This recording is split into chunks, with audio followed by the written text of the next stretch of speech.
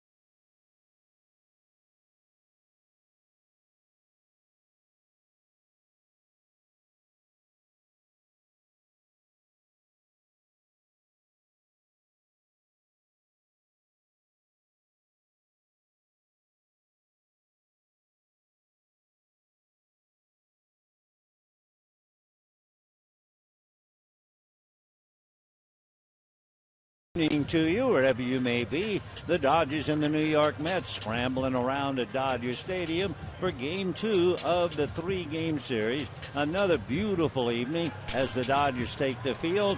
They are in first place, and they are now technically 4 games in front of the Giants. The Nationals defeated the Giants 6-2, so the Dodgers pick up the half a game. It will go to 4.5 if the Dodgers win. It will revert to 3.5 if the Dodgers lose. In the Giants game, Tim Hudson pitched last night's Giant win. He has great success against Washington, 18-5. But Tim Lincecum, it's another story. In the second shortest start of his career, Lincecum lasted only 2 2/3 innings. He's now 0-6 in his last 7 starts against Washington. So the Dodgers hoping now to add a half and lead by 4.5. Dan Herron, who pitched so well, talking to Don Mattingly, that gave the club a big boost when they won last night 6-2. So the Dodgers trying now to send Zach Greinke, and they hope a healthy Zach Greinke, up against Terry Collins' ball club. And we'll see about Terry's lineup. It follows this way. Starting out and keeping an eye on him, especially leading off, Curtis Granderson, who homered his first at-bat last night, gave him the 4th leadoff home run this year and 28 in his career. Then you have the top hitting second baseman, Daniel Murphy, followed by David Wright at third. The slugging first baseman, Lucas Duda, hitting cleanup at first. Travis d'Arnaud, the catcher. Juan Lagares in center field. Matt Dendecker in left field. Wilmer Flores, who had a rough night last night, at short. And the pitcher would be DeGrom. On the mound for the Dodgers, Zach Greinke, a record of 12-8, 1-1 in his career against the Mets. He has pitched well. He is 6-2 at Dodger Stadium, and in his career, he is 14-4 here. So Greinke ready to face Ganderson, and here we go. The first pitch to Curtis is off the plate, ball one, 1-0. Couple of things to notice about Granderson, especially if the count gets to 2 balls and no strikes. So it's 1 ball and no strikes, and the pitch now to the left-hand batter is off the plate. When the count is 2-0, Granderson is batting .474 with 2 home runs with this count. So hold on to your hats now. It's Greinke, 2-0 to Granderson with Murphy and Wright to follow. Curtis waits. Zach comes back, and the pitch is taken outside. Ball 3. 3-0. One other note. If they give him the green light to hit 3-0, he is 5-4-7. That would be a .714 batting average. 3-0 pitch is a high strike. It was not a pitch he felt he could drive. So they count 3 balls and 1 strike. The temperature at the start of the game, a delicious 75 degrees with Daniel Murphy on deck. The 3-1 pitch coming up to Curtis Granderson, and the left-hand batter hits one in the air to right center, playable with Kemp and Ethier fighting the sun, and Kemp makes a catch, and that was not an easy play once it got up into that blue canopy and the rays of the sun. So 1 out, high fly ball to right field, and the batter now will be Daniel Murphy. Daniel Murphy in last night's ball game collected 1 hit. So he has 155 base hits. He is also a terror on the road, hitting .327, and his average is up to .299. So Murphy waiting, and Greinke ready and delivers. Fastball low and away, ball 1. Murphy piling up all those hitters. He also has 34 doubles. So Murph on the beam like last year. He has another 30 hits to go. The 1-0 pitch, and that's low, ball 2. 2-0 the count to Daniel Murphy. So Zach Greinke, remember, they skipped not his rotation, they just gave him a little extra time, 2 days. He had that sore elbow. Dodgers and Greinke don't feel it was serious, just the kind of pain he had in spring training. 2-0 pitch on the way, fastball hit to the hole and through. So Murphy comes up with base hit number 156 as he promptly singles to left field, and the batter will be David Wright. Let's take a look at the Dodgers with the leather. Gonzalez and Gordon, Arrubarena and Rojas, Crawford, Ethier in center as Puig sits down, Kemp in right, Butera taking over for A.J. Ellis to handle Greinke. So Daniel Murphy, clean base hit, and here is David Wright. He has been Mr. Wright for the Mets ever since he put on their uniform. David hitting .268, 8 home runs, 56 runs batted in. And by the way, the official scorer reversed a call from last night. The pitch to David is in for a strike, and the count 0-1. Andre Ethier last night hit a ground ball to third that got away from Wright. They ruled it at the time an error, and then the conscientious scorer wanted to look at the tape later and changed it to a base hit. So Wright is up there, no balls, 1 strike. He backs away a pitch at the kneecaps, and the count 1 ball and 1 strike. David Wright, if I remember correctly, was such a favorite and still is in New York. One of the airlines named the Wright special. They had a flight going, I think, from New York to Washington, and it always bore his name. Pitch inside, ball 2, 2-1 the count. For Wright, you realize only 3 players have recorded their first 1,000 hits for a New York team in fewer games while having as many home runs as Wright, and they are Babe Ruth, Lou Gehrig, Joe DiMaggio, and David Wright. 2-1 pitch on the way. Big chopper up the middle. Arrubarena on the bag for one and doubles him at first. By the way, for David Wright, that has been really the thing that has plagued him. That is the 20th double play in which he has ground in this year. No runs, a hit, nobody left at the end of half an inning. No score.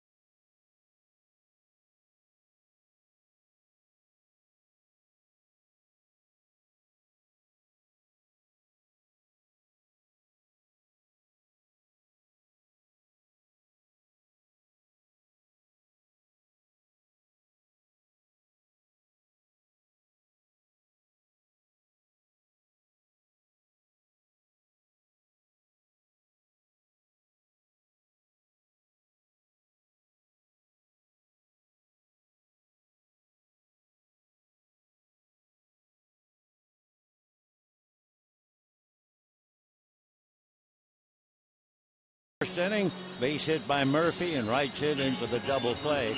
Don Mattingly talking to Drew Butera and had a smile on his face. I assume they were talking about Greinke.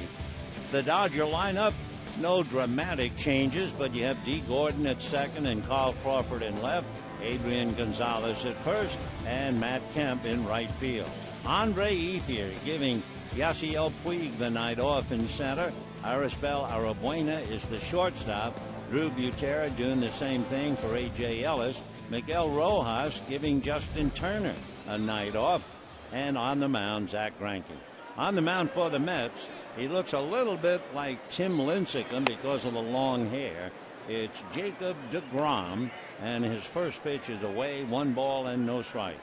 deGrom had Tommy John surgery 4 years ago. He is 6'4", 190 pounds, 26 years old. Gordon fouls one down the line, and the count 1 ball and 1 strike. deGrom working on Gordon, who is hitting .289 with 2 home runs, 27 runs batted in. We talked about it last night. He has lowered his hands a little, and he came up with 3 hits. deGrom into the windup, and the 1-1 pitch is fouled off, and the count 1-2. So Gordon trying to spearhead an attack that produced a half a dozen runs last night. He had 2 singles and a big triple. deGrom turns, and the 1-2 pitch fouled away again. Jacob deGrom. A year ago he was pitching for the Mets, only it was the St. Lucie Mets in Single A. To come from Single A to the big leagues is remarkable. He was the National League Rookie Pitcher of the Month in July. His earned run average in July was 1.3. Gordon fouls another pitch away. From De Leon Springs in Florida, Stetson University, and to make the jump from Class A to this year and be doing so well is pretty shocking. 1-2 pitch on the way, check swing, but not checked enough, and down goes Gordon on a bad pitch, high and away. The Gordon strikes out, 1 away, and the batter will be Carl Crawford. Remember the story about Carl Crawford and the team from Chicago, the all-black Little League team, and the fact that it touched Crawford's heart when he saw them on television. He thought about when he was a little kid playing Little League, etc. Well, the first pitch now to Crawford is slapped foul off to the left, 0-1. Anyway, Crawford decided to get involved, called his brother, asked him to check about the team, and then what he did He paid all the expenses for 13 parents, all the expenses. Hotel, food, transportation, you name it. And wonders upon wonders, that team from Illinois won the National World Championship in Little League. The 1-1 pitch on the way fouled off. So unless we misunderstand, they will then play South Korea for the World Championship. And for Carl Crawford, sitting in the dressing room watching his kids play, that had to be a great thrill. 1 out, first inning, no score. DeGrom turns. String bean right-hander's fastball hit late in the air to left field. Then Decker is right there. Matt makes the catch. And we have 2 down, first inning. Adrian Gonzalez coming up. Here are the Mets out there on the field with Duda, Murphy, Flores, and Wright on the infield. Then Decker, Lagares, and Granderson in the outfield. Darno behind the plate, and Jacob on the mound. Adrian Gonzalez checking in with 17 home runs, 83 runs batted in. 2 down, no score, bottom of the first inning. Adrian takes on the outside corner for a strike. 0-1 to count. 17 home runs, which is a lot of home runs. But as a first baseman goes, Anthony Rizzo has hit 29. Adrian swings, doesn't get it. 0-2. So Rizzo has 29. Lucas Duda in the game tonight, the first baseman for the Mets, he has 23. And then you have Gonzalez, who's tied with Howard and Freeman. He swings, down he goes, and that'll do it. So DeGrom does what we've been led to believe. He comes in, sets the Dodgers down in order, strikes out 2, and at the end of an inning, no score.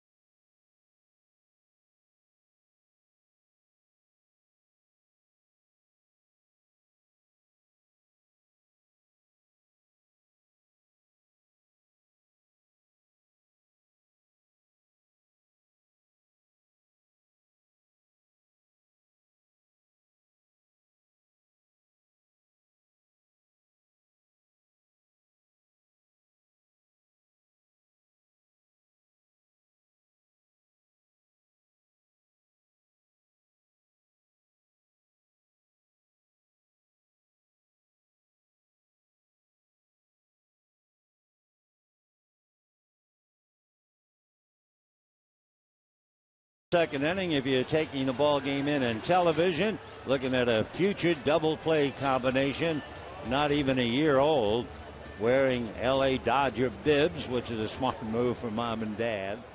And we'll take our eyes off them and get back to the game, but that was tough to do.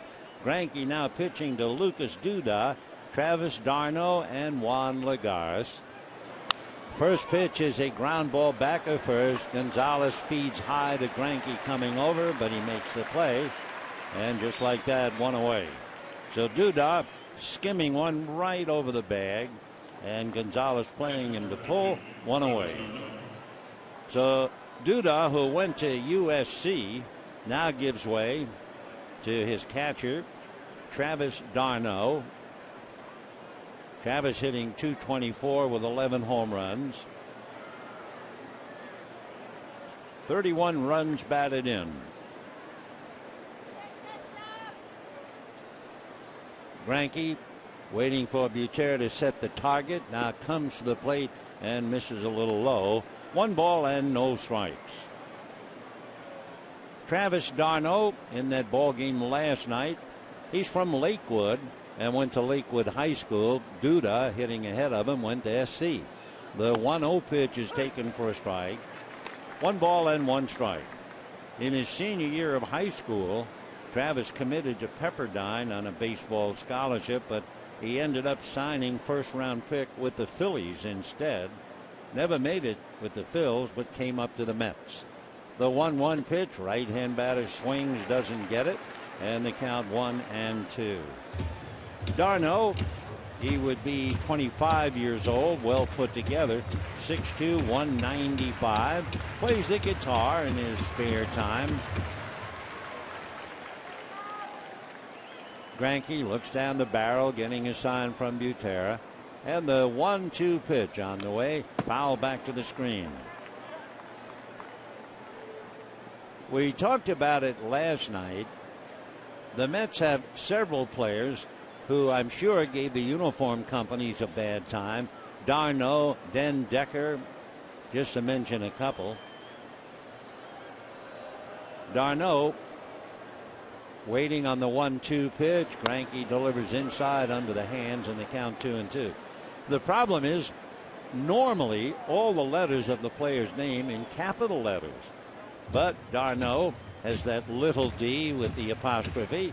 Same story we'll see about DeGrom when he takes the windbreaker off. 2 balls and 2 strikes. Now the 2-2 pitch poked into the hole to right field.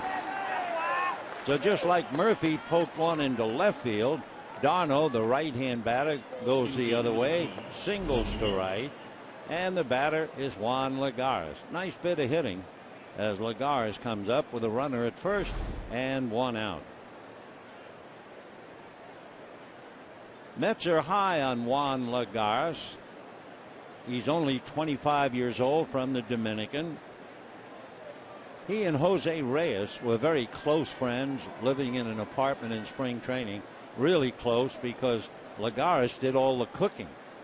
And the first pitch is a ground ball to that hole. Gordon plugs it up, however, and makes the play. On the second out, d'Arnaud moves into second base. Outfielder number 6, Matt Den Decker. So Matt Den Decker coming up, and here was another uniform challenge as to how to get Den Decker on his back. So again, they start off with the lower DEN and then the capitals DEKKAR. So Den Decker with a runner at second, 2 out. First inning went quietly. Second inning now, the Mets trying to get on the board. Den Decker, however, hitting just 179. Here comes Greinke, and the fastball is outside. Den Decker's from Fort Lauderdale. He went to the University of Florida, majored in advertising. The Pirates chose him first. He declined, went to the university, and was signed by the Mets just 4 years ago. 1-0 pitch on the way is swung on, pulled on the ground directly to Gordon. D makes the play, and that's it. No runs, a hit, a man left, and at the end of an inning and a half, Mets nothing, Dodgers nothing.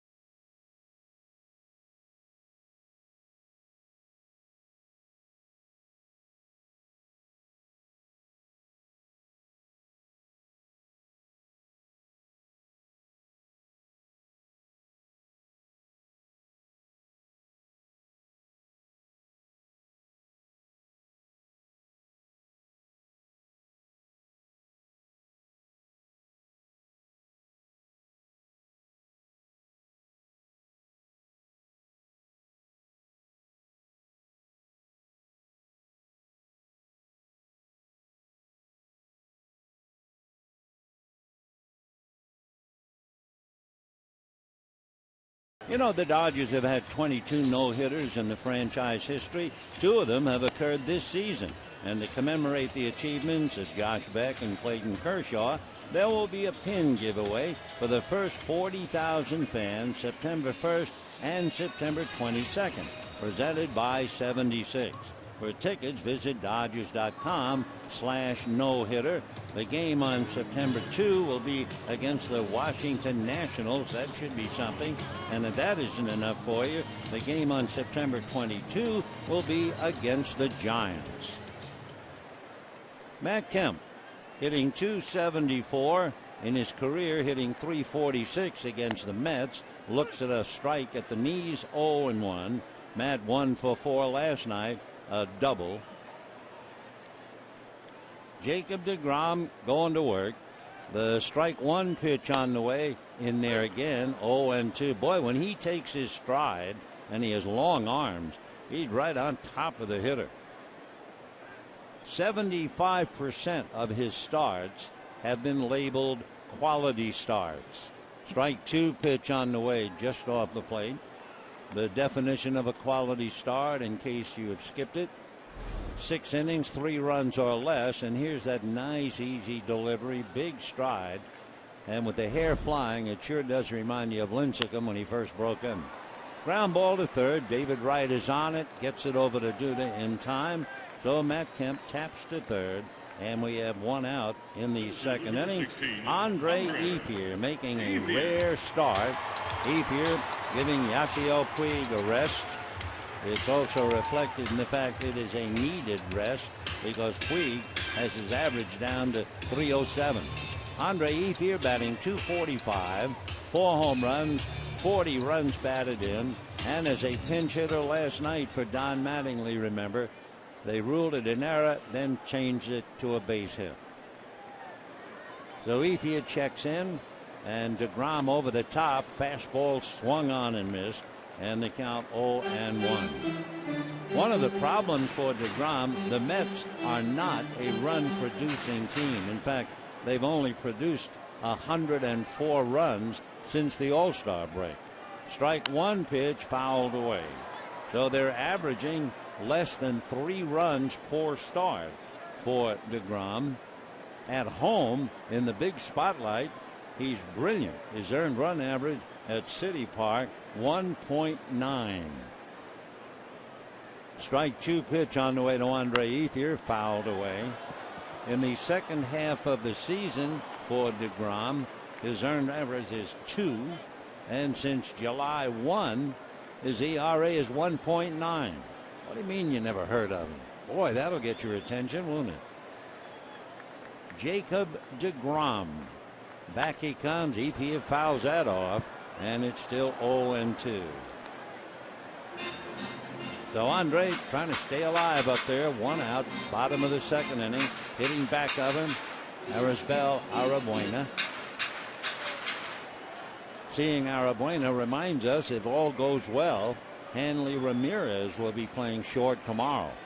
Strike 2 pitch on the way is whacked into right field and down the line. Granderson was overshifted, and Ethier into second base is going to go for 3.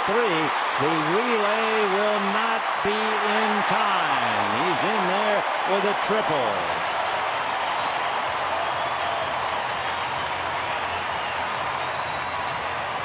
Granderson out there in right field has to really be surprised. I mean, he was positioned as if a right-hand batter was at the plate, somewhat the way he was last night with Gordon. So they didn't affect that Ethier would get a pitch that he could pull all the way down the line. Granderson had to make the long trip. So for Andre Ethier, his 6th triple of the year. He also has 15 doubles and 4 home runs. So Andre, after fouling off, well, along with his teammates, the Dodgers have fouled off 9 pitches all the other way. They're late on deGrom. Infield is up. Breaking ball down and away, swung on and missed by Arabuena. So a runner at third, 1 out. Second inning, no score. No balls and 1 strike. Arabuena with 3 runs batted in. Again, DeGrom set. Big fella comes back low. 1 ball and 1 strike. That was another thing in talking to Keith Hernandez, the former brilliant first baseman for the Mets. Nobody ever played first base any better than Keith Hernandez. And he was saying that one of the things he really liked, that DeGrom basically keeps the ball around the knees. 1 ball and 1 strike to count to Arabuena. DeGrom ready and delivers. Fastball at 97, swung on and missed. Now remember, DeGrom is a fellow who had Tommy John surgery. He was on the DL with an inflamed right shoulder. This is first time since the DL, and he's hitting 97. So Ethier at third, 1 out, and the 1-2 pitch coming up. DeGrom delivers, swung on and missed, looked like a slider down and away, and that takes care of Arabuena. Third strikeout for young DeGrom. When DeGrom is healthy, you can just imagine. He has 33 walks and 97 strikeouts, though 3-1, and he's really just a kid, not his age so much, but last year pitching in single A. That's pretty phenomenal. So the batter now, Drew Butera, 3 home runs, 13 runs batted in, and he rolls one slowly to short. Up with it is Wilmer Flores to throw him out. So the Dodgers waste the triple by Andre Ethier. No runs, 1 hit, and a man left. And at the end of 2, no scores.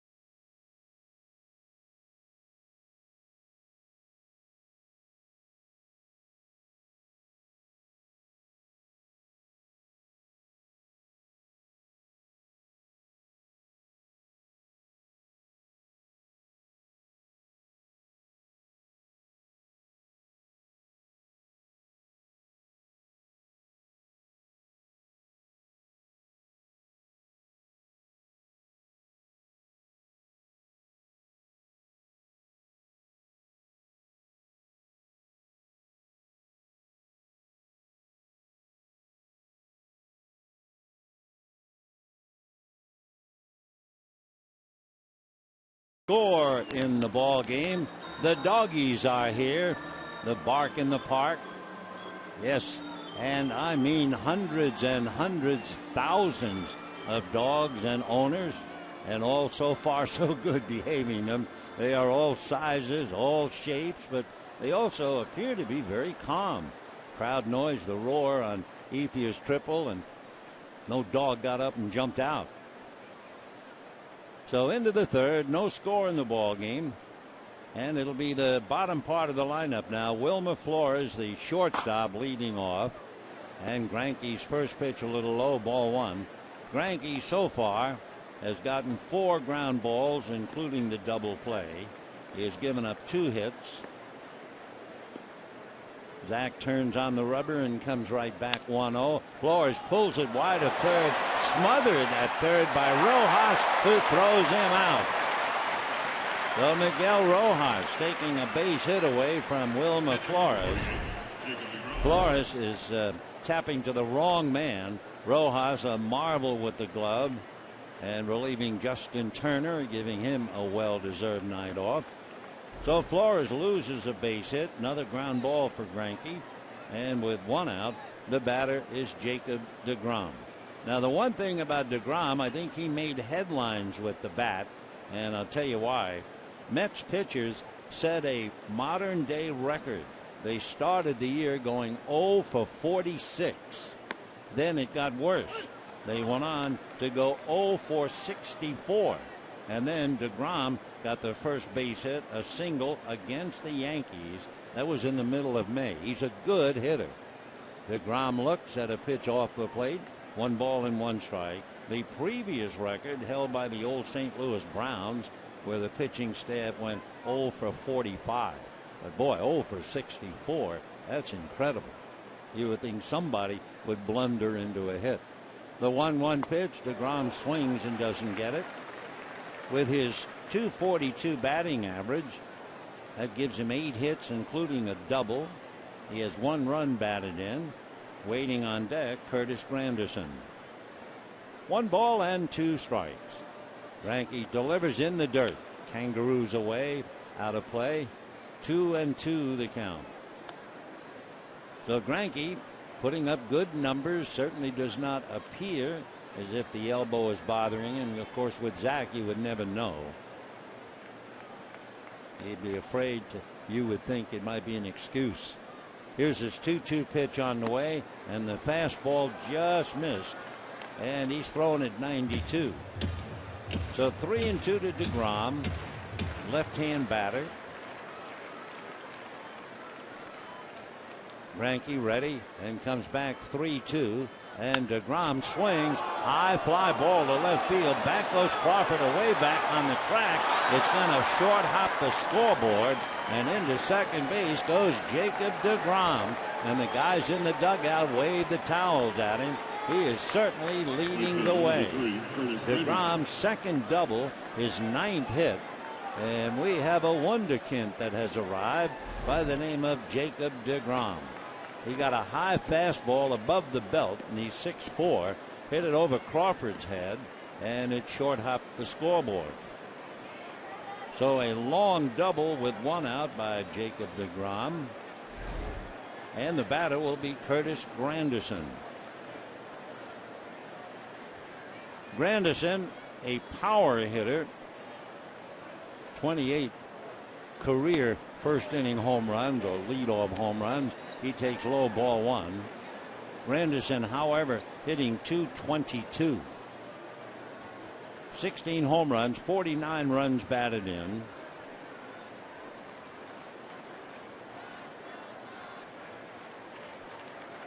Greinke ready in the 1-0 pitch, swung on and missed, 1-1. For Granderson, he strikes out a bit. Anyone with his power hitting home runs figures to pay the bill. He has struck out 116 times to go along with his 16 home runs. 1 ball and 1 strike. The next one is swung on, a fly ball to right. Running over to his left is Matt Kemp. deGrom just wants to draw a throw, and he gets a good one. So deGrom holding on Granderson's fly ball. And the batter now, Daniel Murphy. Second baseman, number 28, Daniel Murphy. So Granderson not doing much with the bat except a home run every now and then. But Daniel Murphy hitting .300, and he has 52 runs batted in. Murphy single to left field in the first inning.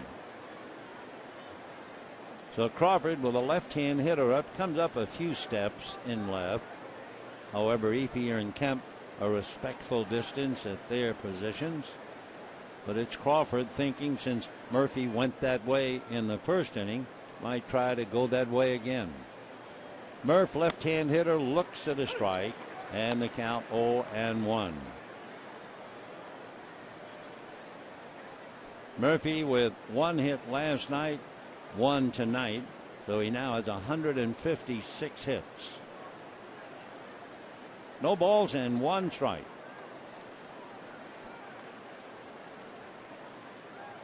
Greinke taking a little extra time.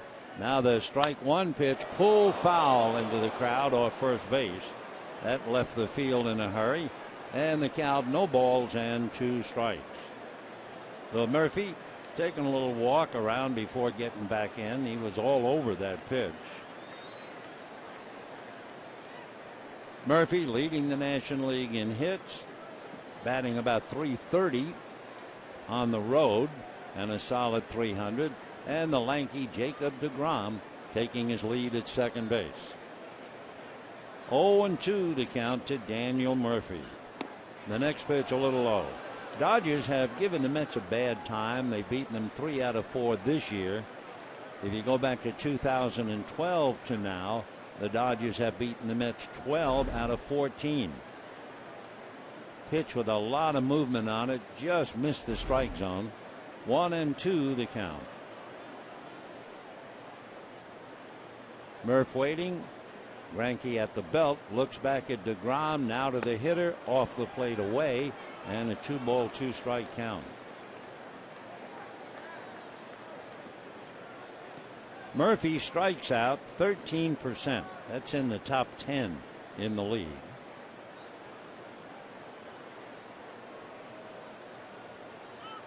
So Daniel waiting. Greinke really slowing things down, very deliberate. And the 2-2 pitch on the way. Greinke delivers, strike 3 called, outside corner at the knees, and down he goes. So the Mets saw the Dodgers leave Ethier at third, and now the Mets lead their man deGrom at second. And at the end of 2.5 innings, no score.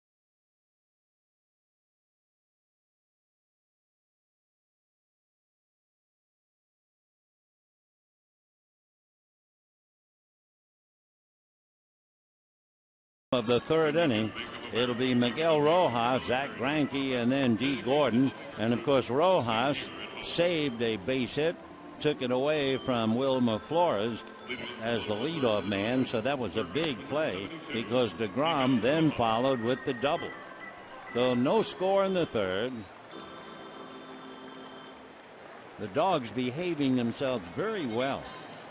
I don't know, when they first came up with this promotion, having had dogs myself, maybe the greatest dog in the world, an Akita, but you would figure one of them would get ticked off at another. But apparently they're happy as clams or happy as dogs. Here in the bottom of the third inning, no score. Jacob deGrom, another bright young star on the horizon, and he's arrived here tonight.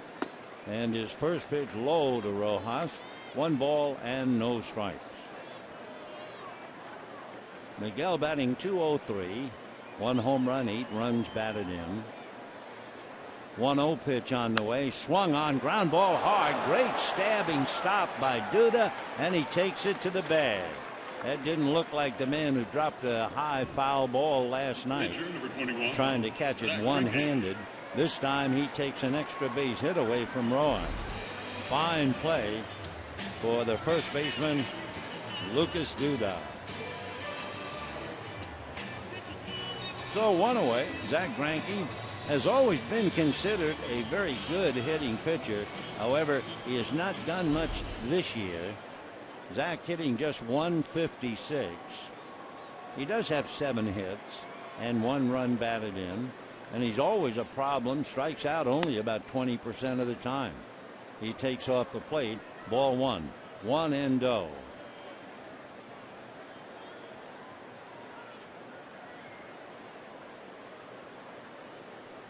Now the 1-0 pitch on the way, in for a strike.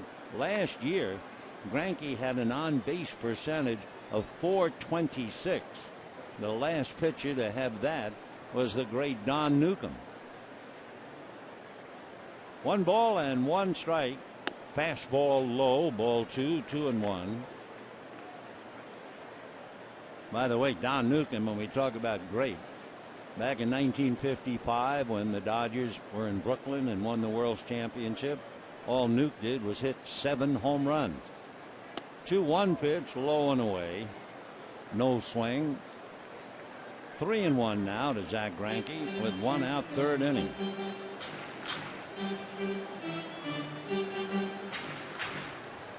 DeGrom waiting for Greinke, who gets back into the box. And the 3-1 pitch coming up, and that's a fastball tapped to the right side, short hop by Daniel Murphy, who makes Greinke run the distance and then throws to first. And we have 2 down in the 3rd inning. Coming up, D. Gordon. Gordon, of course, known for the fact that he has 57 stolen bases, but you might not be aware of the fact he leads in triples. 11 triples. Brandon Crawford of the Giants and Hunter Pence each have 9. Yasiel Puig has 9. Alex Rios of Texas 8. And D leading the parade. Puig sitting down tonight after being in 119 games. Yasiel gets a little rest. Meanwhile, Gordon takes a strike, and the count 0-1. Dodgers playing their 65th game at home. Strike 1 pitch, ground ball to the right side. Murphy was going the other way, but he was able to recover and come back. I'm not sure if he was guessing on the location of the pitch or what, but Murphy broke to his right almost before the ball was hit, and he was able to gather himself and get back. And at the end of 3, no score.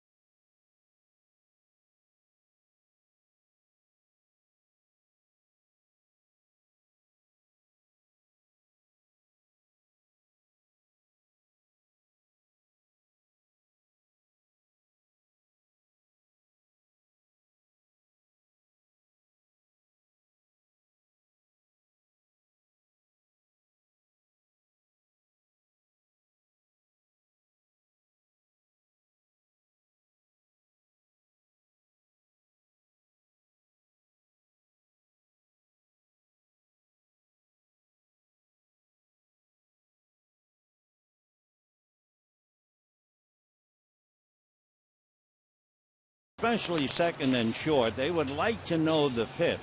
And that way they can break where they expect the ball to be hit. If they're crossed up, it looks like they're running away. Murphy had shifted to his right. He was expecting a ball hit up the middle, but he was able to recover quickly and see him shift and then go running back. The tip-off that either location of the pitch or even the wrong pitch had him in motion going one way, and yet he was able to recover and get Gordon. Good play, and with that, we go to the fourth, no score, and here's David Wright. Wright, who is struggling, hit into a double play. It wasn't just a double play. It was the 20th double play in which he has hit. He shies away and takes a strike, and the count 0-1. Wright has eclipsed his previous high in double plays at 16.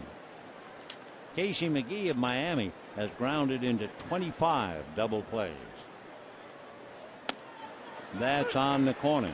The Wright finds himself in a hole, no balls and 2 strikes.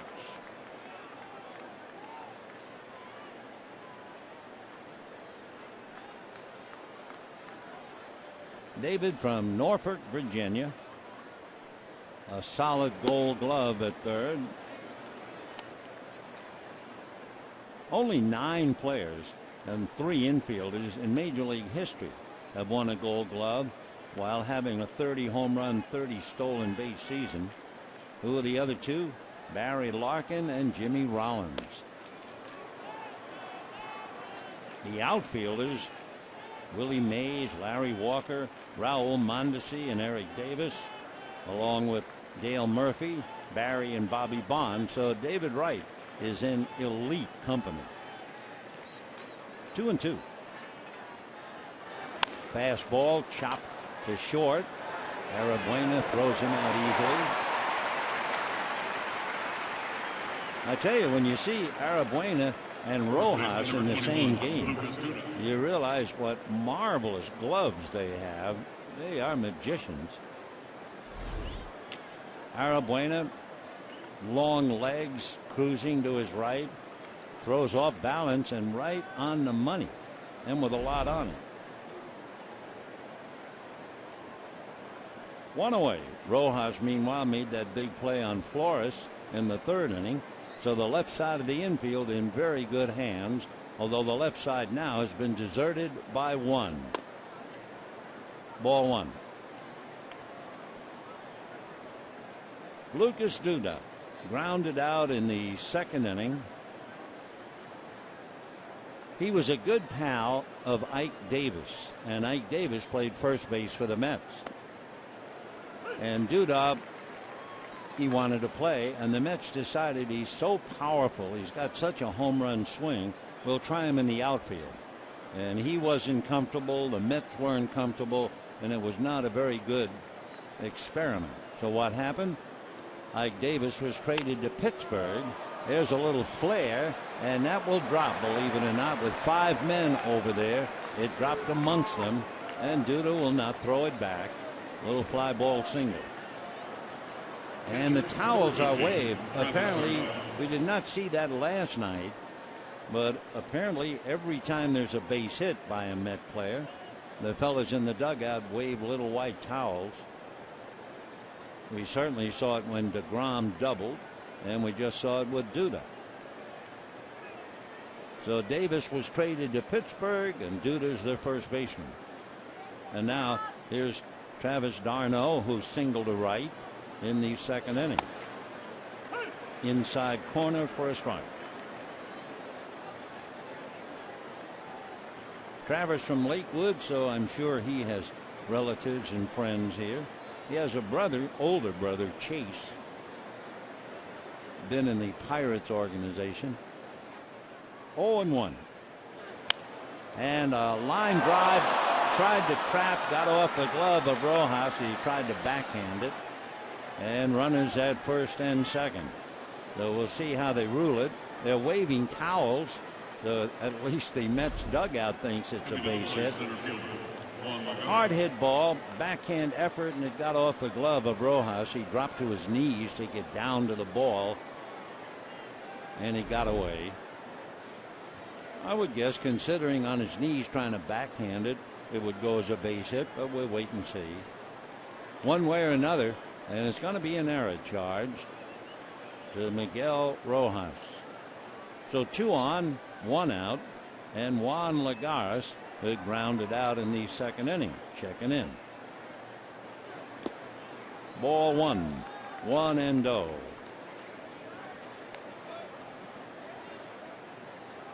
Drew Butera in charge of the game. A.J. Ellis gets the night off. Lagares has a very good arm in center field. He has 4 assists. 3 of them he threw out runners at home plate.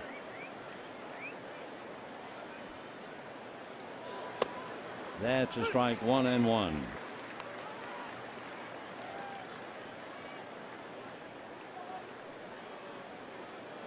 No score. The Mets have 4 hits, but nothing to show for it, as Mark McGwire holding class for Yasiel Puig. 1 ball, 1 strike. Fastball whacked into left center field, and that's going to go all the way to the wall, and it clears the wall for a 3-run home run. So Juan Lagares gets the towel wave for sure, and the Mets jump out in front. So a single to right, a pop fly that dropped in amongst 5 Dodgers, then the error by Rojas on what might otherwise have been a double play ball, followed by the home run by Lagares. A pitch down around the knees, and Juan hits it out. For Lagares' 3rd home run, he now has 37 runs batted in. Ball just did clear the wall. Crawford was expecting it to come off the wall. Lagares has a very happy count. You know, we were talking earlier about this fella who hits well 2-0, this fella hits well 3-0. Well, he hit a home run on a 1-1 pitch. This year he is 19 for 33 on 1-1 pitches. That's a .576 batting average. Wow. Though it is 3-0. And Lagares hitting .288 with runners in scoring position, cashed them in big time. Round foul off Dinkender. Then Decker's foul. So a 1-out single, followed by the error, followed by the home run. That's 5 hits and 3 runs charged. Rojas on his knees trying to short hop and backhand the ball, couldn't do it. Drew the error, and the Mets have cashed it in. And that will do it for Den Decker. He's 0 for 2 as he strikes out. That is the 2nd strikeout for Zach Greinke. His high in strikeouts should go 5 years from now, 5 years before, in 2009. He struck out 15.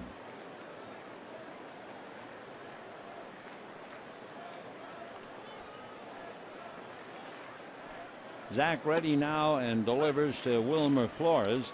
Now Flores hit what was going to be a double, and that's when Miguel Rojas made a great diving stop and got up and threw him out. So the life of the third baseman, the hot corner. Little foul, 0-2. So Juan Lagares, big home run here, and the Mets lead 3-0.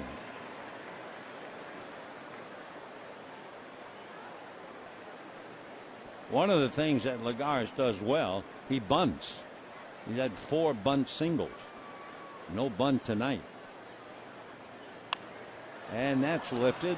Adrian Gonzalez puts it away. So Flores pops it up, but Lagares didn't. So you have 3 runs, 2 hits, and an error. And at the end of 3.5 innings, 3-0 New York.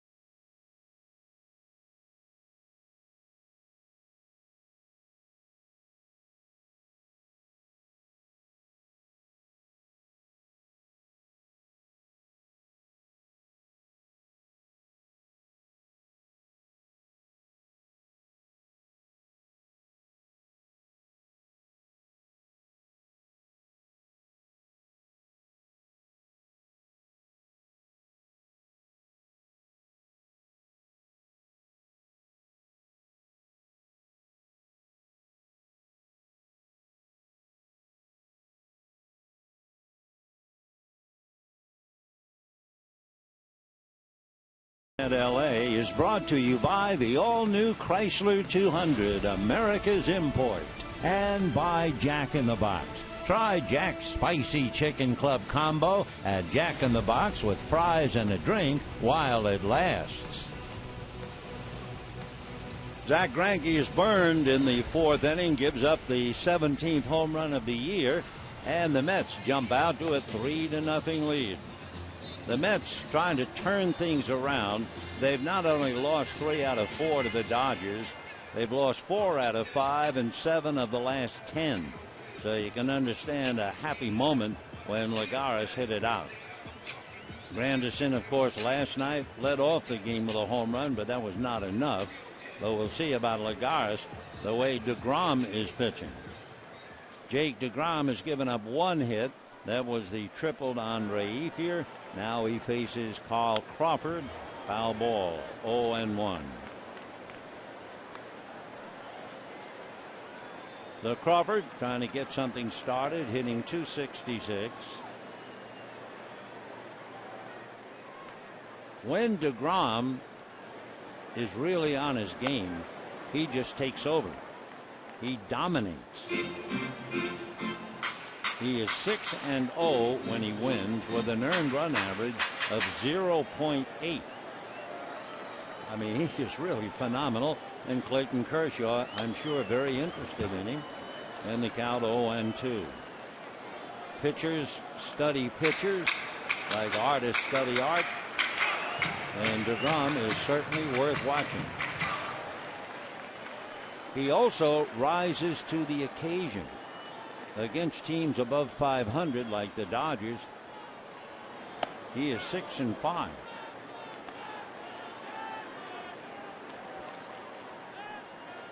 DeGrom also has allowed 3 home runs in his last 90 innings. 1 ball and 2 strikes. Fastball defensively fouled away. That was a 97-mile-an-hour fastball on the outside part of the plate. I mean, Crawford had to really react in a hurry just to get a piece of it.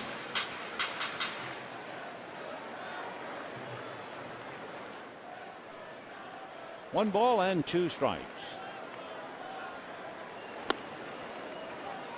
2-2 at 95. Boy, you'd never know he had Tommy John surgery. You'd never know he's just coming off the DL after an inflamed right shoulder. Away at 97. He has a 4-seam fastball, a 2-seamer that sinks, kind of a slurvy curveball, half slider, half curve, and a straight change.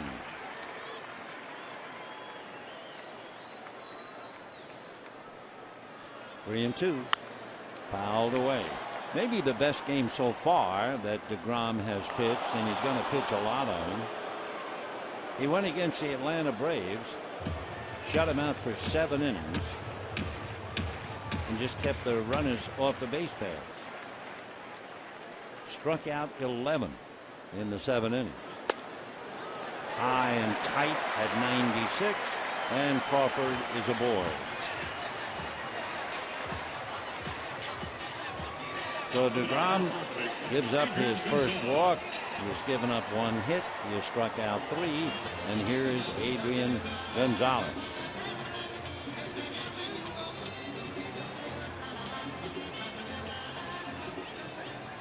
Adrian struck out in the first inning. DeGrom has made 45 pitches. He has not expended a lot of energy in the first 3 innings. And immediately Crawford goes. The pitch is high. He's in there. So for Carl Crawford, he has now stolen 20 bases. So the Dodger runners are, of course, D. Gordon, followed by Crawford, and then Hanley Ramirez, who has 12. As a team, Dodgers now have 118 stolen bases. So Gordon with a smile, knowing it's contagious. And here's Gonzalez trying to pick him up. Fouled away. 1 ball and 1 strike. Dodgers getting a big boost from Carl Crawford. Not only his speed, his all-around ability. Since August the 10th, he's hitting about .460 at least. Now he has 20 stolen bases, 4 home runs against right-hand pitching. That's ball 2. 2-1. Waiting on deck, Matt Kemp. 3-0 in favor of the New York Mets. We're in the bottom of the 4th inning.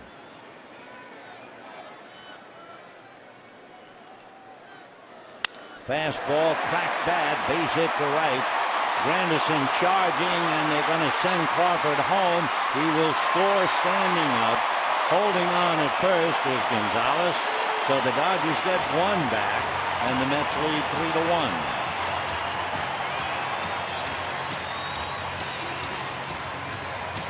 Dodgers right fielder Matt Kemp.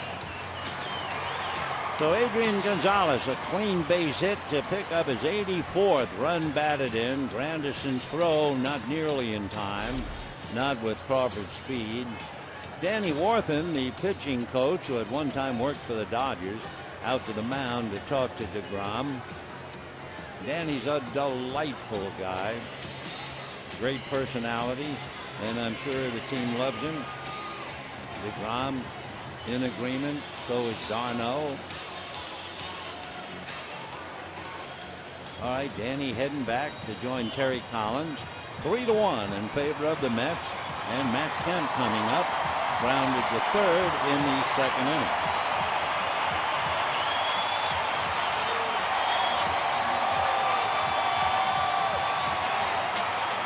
For Matt Kemp, since the All-Star break, he's hit .288, 7 home runs, 24 runs batted in.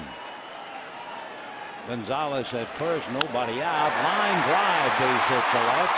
Gonzalez to second and holding. And coming up, Andre Ethier, who tripled in the 2nd inning. Center fielder number 16. So Matt Kemp joining the fun. Ethier making his first start in quite a while. Coming up now with the tying runs aboard.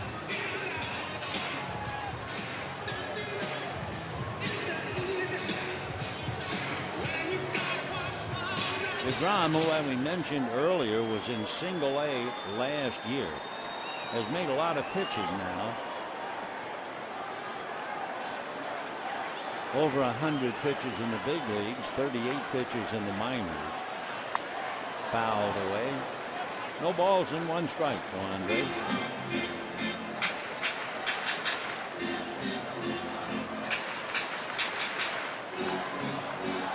Ethier holding his own as a pinch hitter, batting .300 with 7 RBIs. Up there with 2 on, Gonzalez at second, Kemp at first. Jacob deGrom going to work. Little roller by the mound. Up with it is Murphy, throws to first for the out, and the runners move up. So they're now in scoring position, and Arisbel Arrubarena coming up. Shortstop number 11, Arisbel Arrubarena. So Crawford walked, stole second, scored on Gonzalez hit. Kemp singled Gonzalez to second. Ethier taps out, and they go to second and third. Arrubarena struck out in the 2nd inning. Struck out on that slurvy pitch.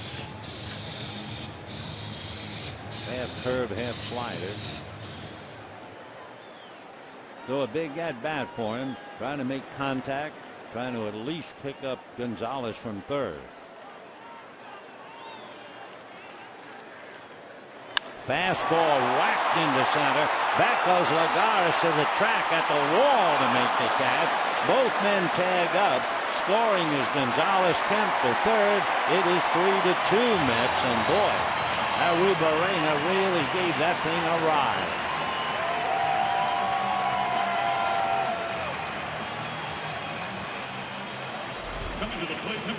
So Arrubarena got a fastball out over the plate and drove it deep enough to cash in Gonzalez and make Kemp take third.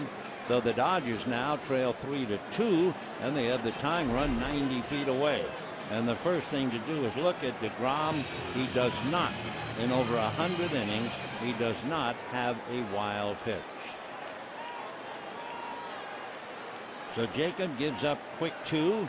Butera grounded to short, and ball 1.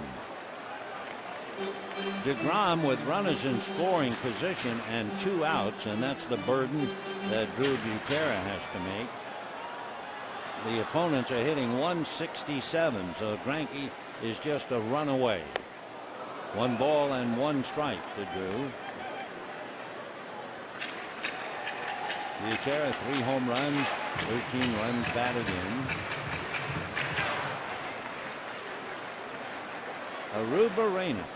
Boy, did he hit that thing. And fly ball to left field. It's playable. Den Decker is there, and that'll be that. But the Dodgers come back and pick up a solid 2, so that at the end of 4, Greinke and the Dodgers right back in the game thanks to Arrubarena. It's 3-2 Mets.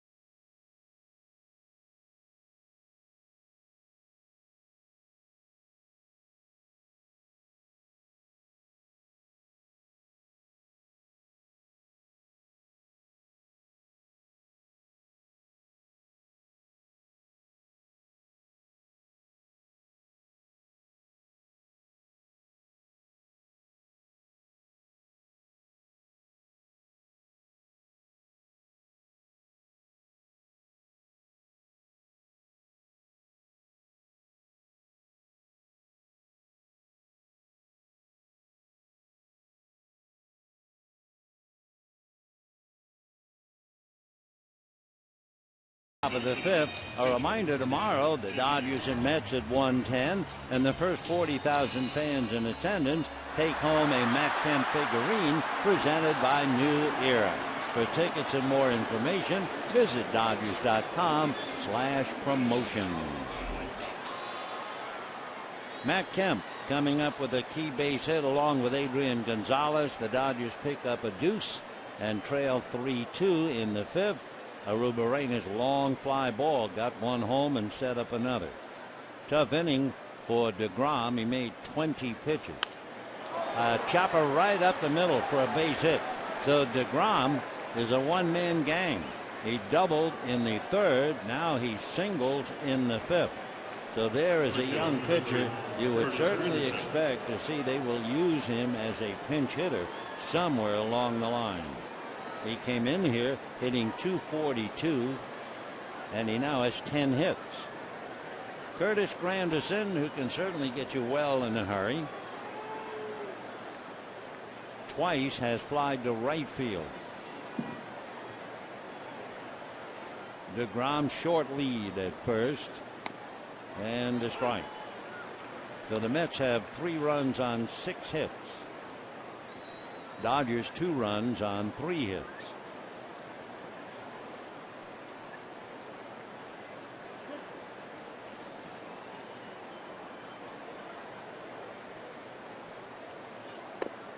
One ball and 1 strike.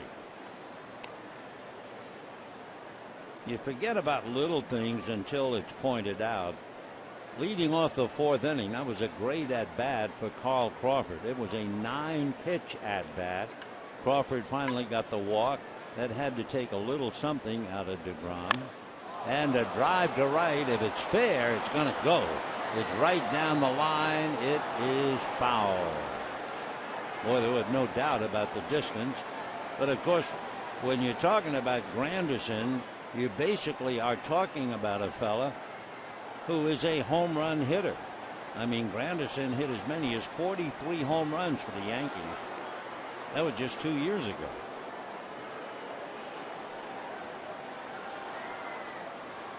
One and two.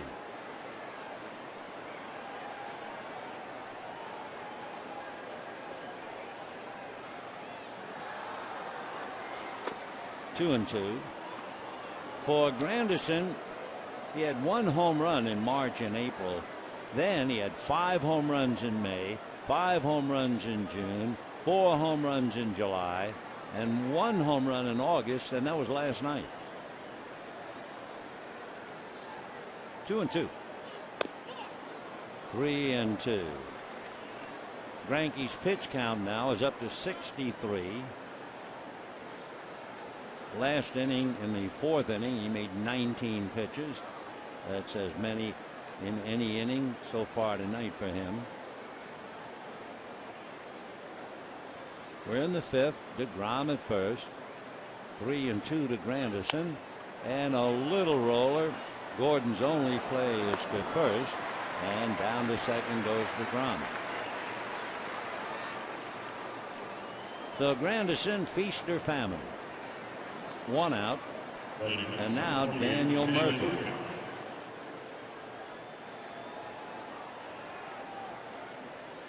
Daniel Murphy, 1 for 2 tonight, 156 hits, 9 home runs, 52 RBIs.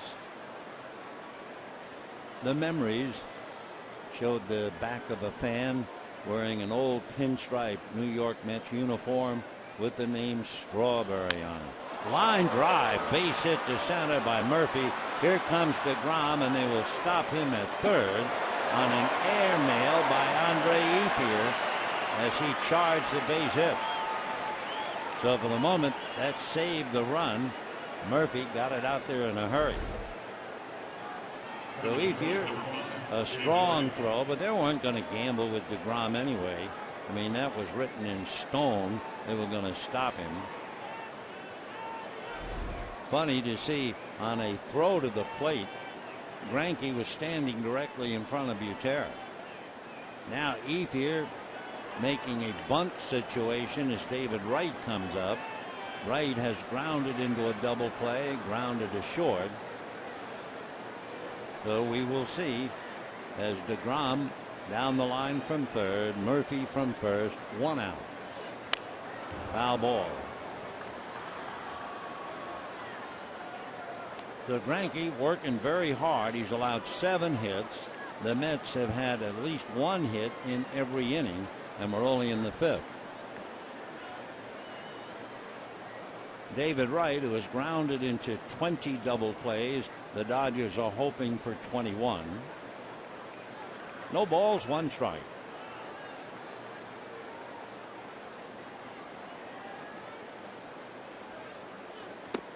Oh, and 2.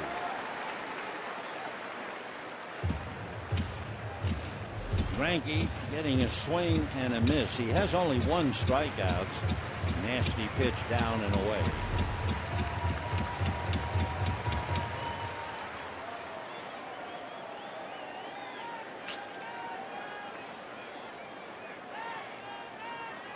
No balls, 2 strikes.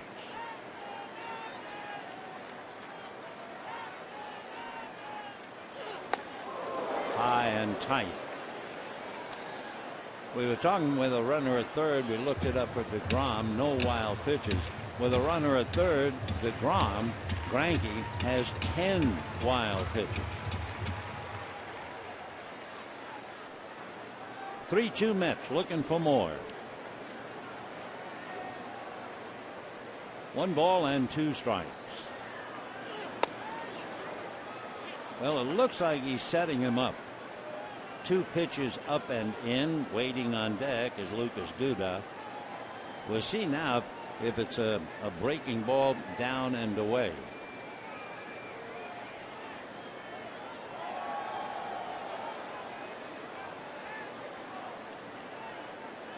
Two and two. Ground ball wide to third, down to second, they get one. Gordon to first. Two great catches by Gonzalez and Gordon, and the Dodgers get the double play on right.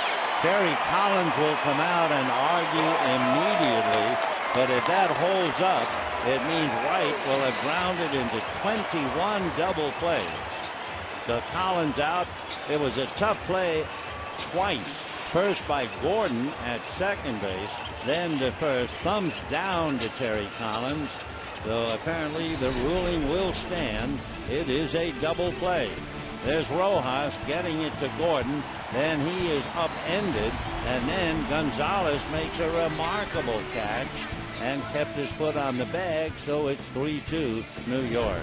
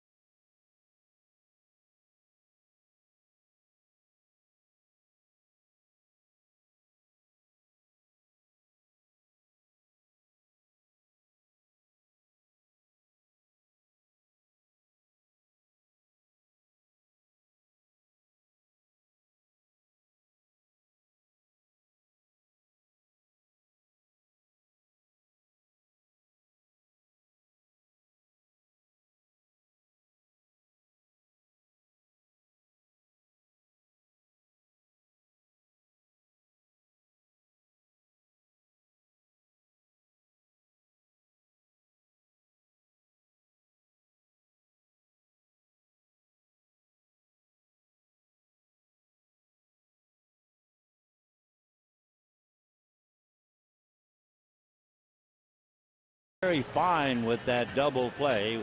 Time to take a look at that. First it was Gordon having to get out of the way of the hard slide by Daniel Murphy. And then Gordon on one leg threw wide, and a great play. Look at the toe dance by Adrian Gonzalez. So David Wright has hit into 2 double plays. He has hit into 21 double plays, and the Dodgers still trail only 3-2. Nice bit of leaping by Wright over the falling Gonzalez, and a gutsy play by D. Gordon to turn it. He just keeps getting better and better.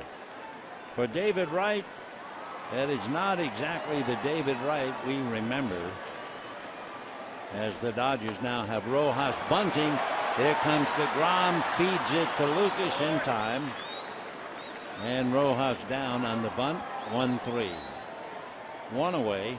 And Greinke coming up. When we talk about not the David Wright we're accustomed to seeing, if you go back, David Wright, let's say starting 05, 27 home runs, 102 runs batted in. Next year, 26 home runs, 116 runs batted in. Next year, 30 home runs, 107 ribbies. The next year, 33 and 124. And here he is tonight with 8. And he's hit into 21 double plays. One away. Greinke grounded out in the 3rd inning. 3 runs, 7 hits for the Mets, 2 runs, 3 hits for the Dodgers. That's a strike. Greinke has the Mets hitting the ball on the ground, except for the home run by Lagares. And the other thing that has helped him, because he's not striking out people, he has struck out 2. He hasn't walked anybody. 1-2 the count to Zach. Bottom of the fifth. Good ball game on a Saturday night. And a nice crowd on hand. If possible, hope you might be able to drop by tomorrow. Dodgers and Mets for the last time. Ground ball to the hole by the diving Flores. And a base hit for Greinke. Well, DeGrom is still one up on him. The Greinke singles to left. And the batter will be D. Gordon.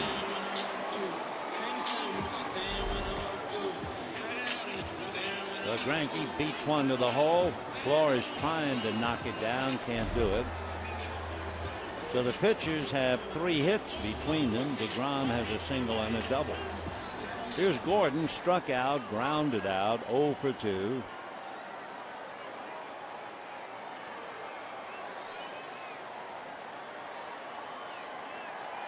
They have to defend against the bunt. That's a strike.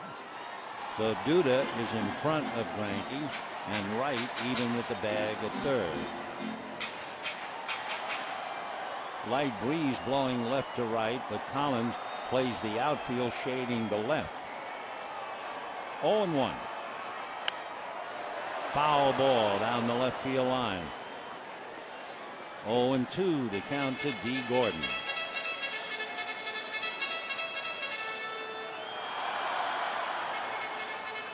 Waiting on deck, Carl Crawford, who made a tremendous contribution in the 4th inning. 9 pitches for a walk, and that was followed immediately. Singles by Gonzalez and Kemp. And then Arrubarina's long fly ball that picked up a run. Off speed, down goes Gordon. 2 out in the 5th inning. 4 strikeouts for DeGrom. And here comes Crawford. Flied to left, walked, stole a base, and eventually came home on the base hit by Gonzalez. Among other things, Carl has 6 steals in the last 9 games. That includes tonight. And since August the 4th, he's been hitting .400. Ball 1. Over that span, 22 hits, 12 runs scored, 6 knocked in, and 7 stolen bases. That's since the 4th of August. So Crawford has been on fire, and that's one huge reason why Ether is not starting anymore until tonight. 1 ball and 1 strike to Crawford. Andre starting tonight in center field and has a triple. 2-1. Yasiel Puig with a chance to just sit back and watch the game. Earlier you saw him listening, animated conversation with Mark McGwire. But he has had a bad August. 3-1 to Carl.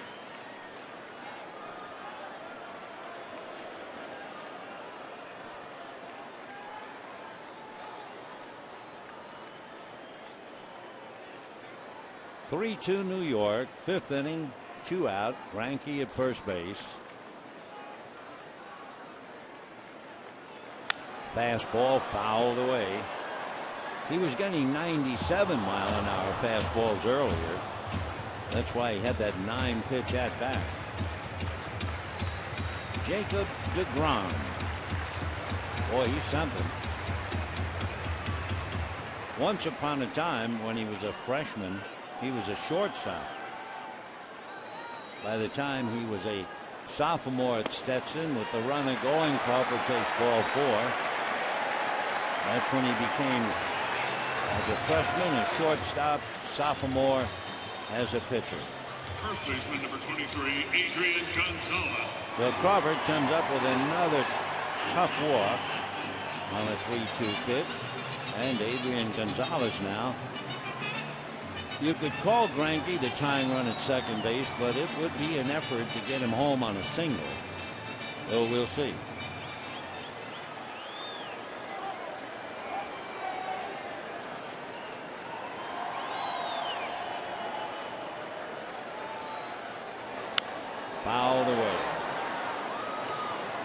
You have a pitcher at second base and a hitter like Gonzalez, and you think base hit, could that score him? It's like listening or watching a golf tournament, and you hear the announcer say, it's a 35-foot putt. He needs this for birdie. And you think, yeah, sure, of course.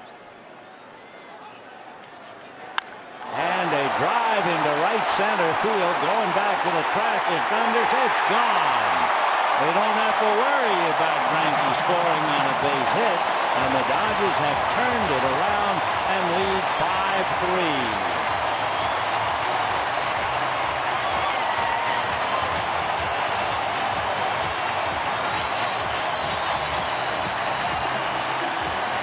Adrian Gonzalez has 4 RBIs tonight. That gives him 87, and the Dodgers a 5-3 lead. And we would remind you, the Giants lost this afternoon to the Washington Nationals. And there goes the bubble machine and the joyous dance.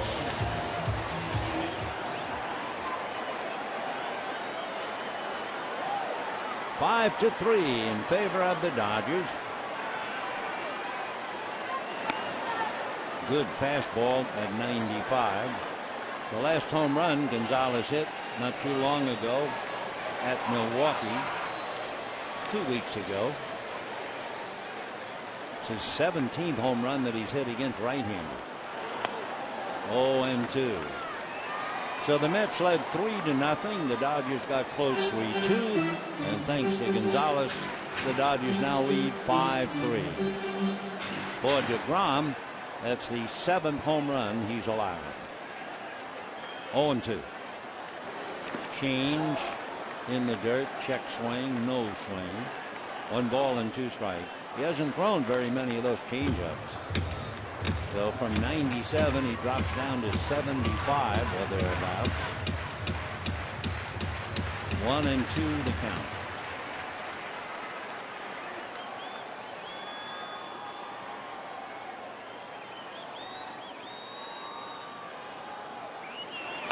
Fastball just missed outside. Two-seamer with sink on it, but it dropped down in velocity to 89.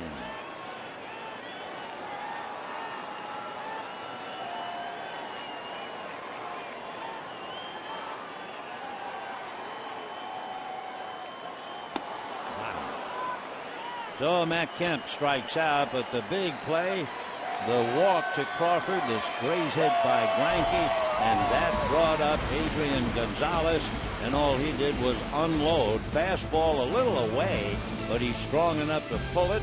The Dodgers get 3 and take a 5-3 lead.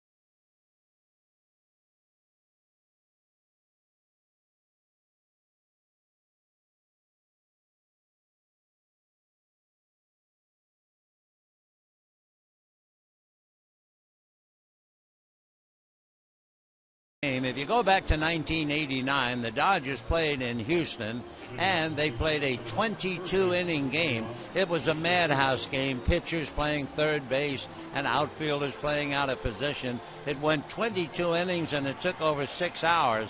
And I remember thinking, well, we're not going to see another game like that for a couple of years. I was wrong. On this day in 1989, be about 3 months since the Houston game. Don't you know the Dodgers in Montreal went 22 innings? The difference being it was an hour shorter, the 22 innings in Montreal. And in that game, Rick Dempsey hit a home run in the 22nd, and the Dodgers won it 1-0. Let's go back to this one.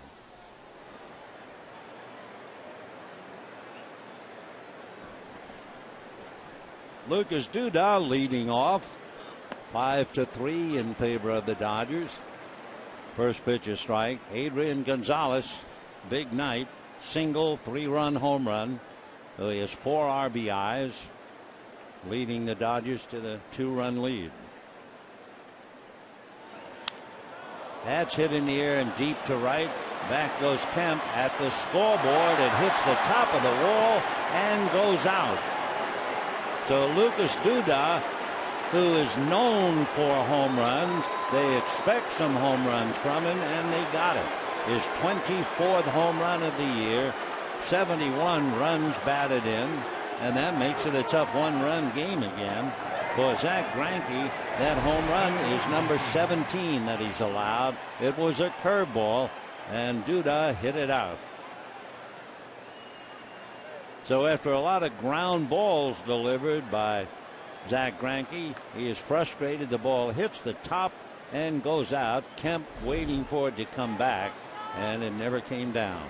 So 5-4 Dodgers, and the batter now is Travis d'Arnaud, the catcher. Ball 1.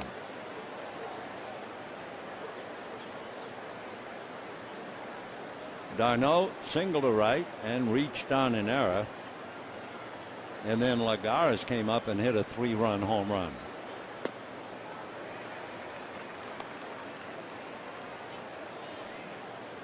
So Duda, the pride of USC, hits one out. Dodger lead cut to 5-4. Anthony Rizzo, the first baseman, has 29. And now Duda gets a little closer to him. 24.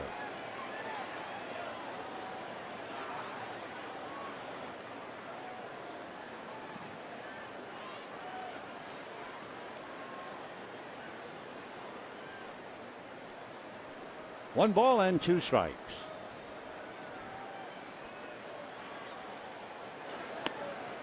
Slider away, 2 balls and 2 strikes. d'Arnaud with Lagares, who hit that 3-run home run, hitting back of him. So he's out on deck. Juan waits. 2-2. And a foul ball off to the right, out of play. One of the Dodger pride and joy, outfielder Jock Peterson, just stole his 30th base tonight. So he's going to do something in AAA, I think it's right, has not been done in 80 years.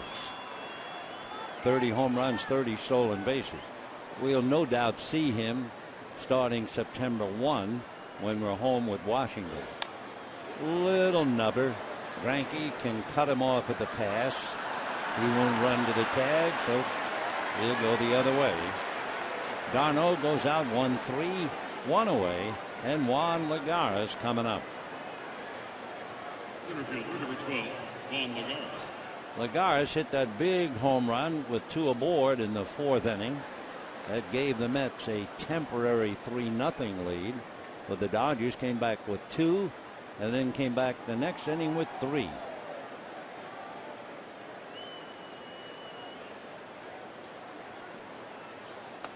That's a strike. Lagares hitting a home run tonight. His previous home run was hit in the middle of May against Washington. Gio Gonzalez. 0-2. Lagares last night had 2 hits, 1 2 for 3.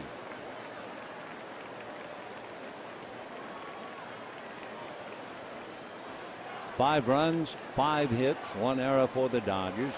4 runs, 8 hits, no errors for the Mets.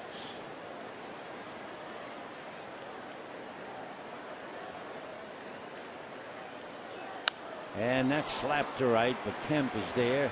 Started in, had to back up a little. That ball had some carry to it. 2 down in the 6th inning. Yankees made 81 pitches. Don Mattingly said he's not have a pitch count. He says he's fine, looks good. Certainly one thing that has been missing, however, in the Greinke game, just 2 strikeouts.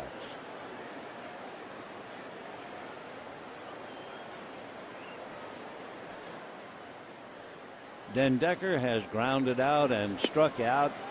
Matt takes ball 1. He's from Fort Lauderdale. He's the fella in the minor leagues, was left at the rest stop. He was in the restroom and the bus took off without him. He finally got a call. One of his teammates on the bus said, "Where are you?" He said, "Well, I'm still back in the restroom." So they turned the bus around and came back and got him. 1 ball and 1 strike. Ground ball to D. Gordon. That will do it. So a home run, then 3 outs.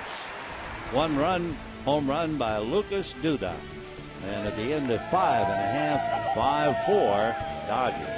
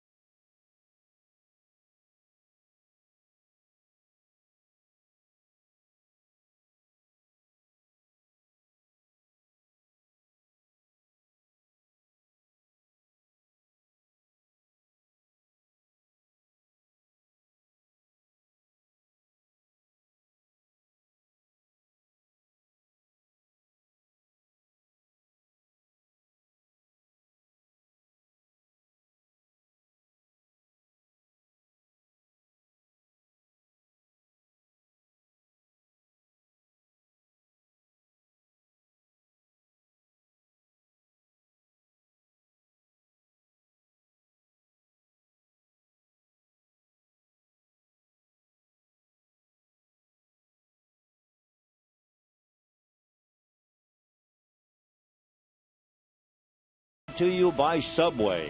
Try this month's $6 featured footlong, the barbecued oven roasted chicken melt. Subway, eat fresh. And by your Southern California Mazda dealers. Carl Crawford, sitting quietly in the Dodger dugout, has been a vital part of the game. He had a 9-pitch walk in the 4th inning and led to the Dodgers scoring twice. And then he had the key walk in the 5th inning, a 6-pitch at bat. And believe it or not, first time that Carl Crawford has had 2 walks in a game since April of 2013. You talk about an aggressive hitter. But more than that, those walks have really hurt DeGrom.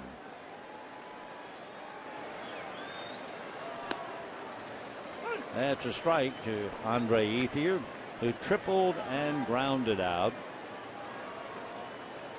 5-4 Dodgers, bottom of the 6th inning. And a high fly ball to left center on the dead run is Lagares to pick it off. He's a fine defensive outfielder. The Mets are really happy to have him covering ground.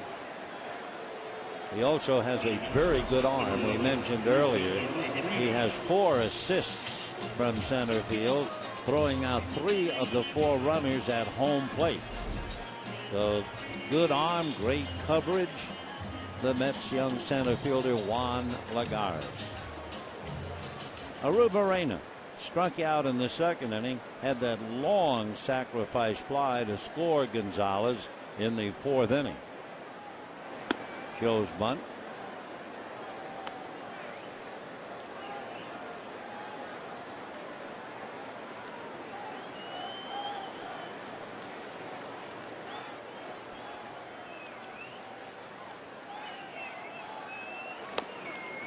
One and one. Out in front of that. Took a lot off it. Earlier he was throwing 97. That was in the low 80s. 1 ball and 1 strike.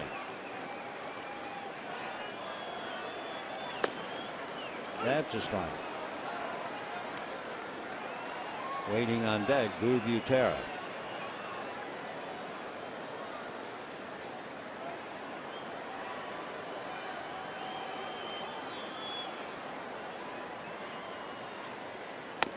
And see you later. Down the middle. So Arozarena caught looking. 2 down. And the batter Butera. Say, be sure to watch the premiere of Larry King at Bat with Eric Karros. Join us for a sit down with Eric. He'll talk about how he felt when he was drafted by the Dodgers. So don't miss this new episode of Larry King at Bat tomorrow at 5 p.m. on Sportsnet LA. 2 down. Here's Butera. And a strike. For DeGrom, he really has to be watched if he's pitching in the 7th inning. He's down only 5-4. Changed, got it in. 0-2. We say that from the 7th to the 9th inning.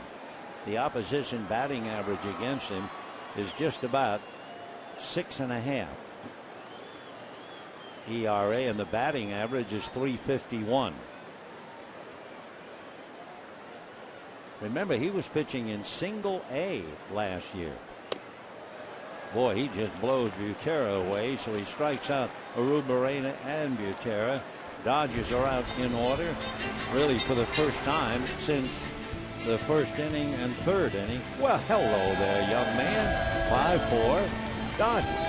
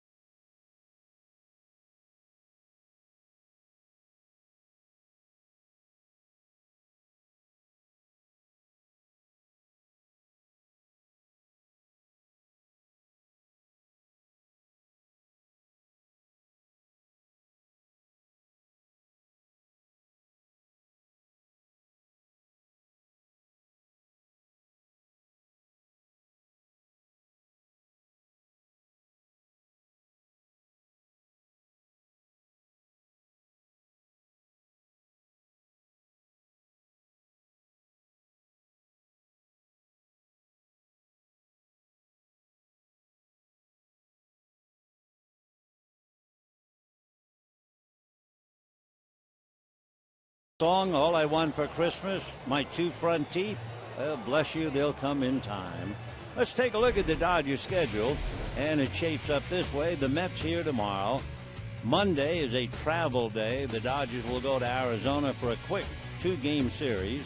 Then Thursday is an off day, and they'll spend the weekend in San Diego, and then come home and play the red-hot Washington Nationals That would be September 1, Labor Day, then Tuesday and Wednesday. By the way, Wednesday's game is a 12-10 game. And then Arizona and San Diego. So make your plans. Hopefully we'll see you at the ballpark. 7th inning. Wilmer Flores leading it off. Flores lost a hit on a good play by Rojas and popped up. Wilmer batting .221.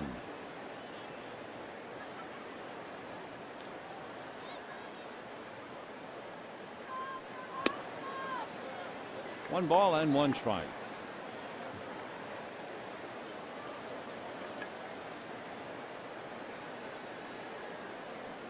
Greinke has made 86 pitches, and the Dodgers are going to get a little bullpen activity.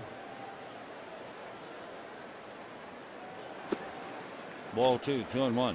You know, when Flores drove in 8 runs in his first 5 games in the big leagues, he joined Yasiel Puig, 2 of only 4 active players who have done that. The other 2, Will Middlebrooks of Boston at 9, Josh Phegley of the White Sox 8. And he slaps it to right. Kemp will have to play it on a bounce. So the tying run is aboard with nobody out. And J.P. Howell gets up down in the Dodger bullpen. So DeGrom is coming up. He's 2 for 2. So Howell, who's been in 57 games, he's the workhorse. Although as a specialist, he doesn't usually work too long in any game.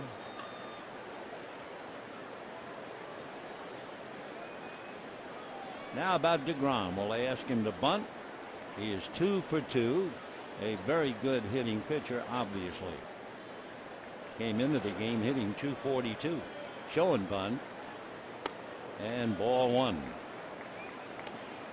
DeGrom with the bat has 4 sacrifices. Tim Tuffle, who played so well for long with the Mets, coaching at third. And Tommy Goodwin, who played so long in the majors and briefly with the Dodgers, coaching at first. 1 ball and no strikes. Flores does not have a stolen base. The Tommy Goodwin looking over to get a sign.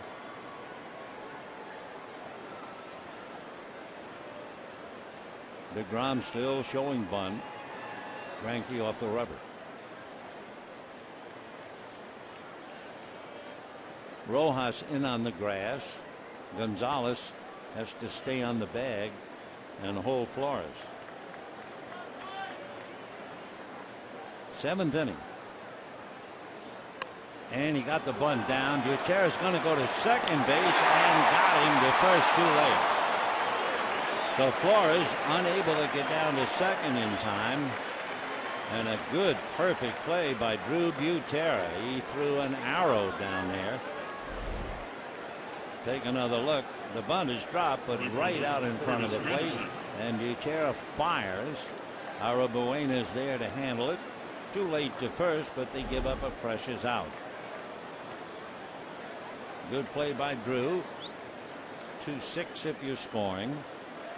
And now Curtis Granderson coming up. One thing for DeGrom, at least he forced, and they put a runner in for him, and it's EY, Eric Young. The DeGrom will be done for the night.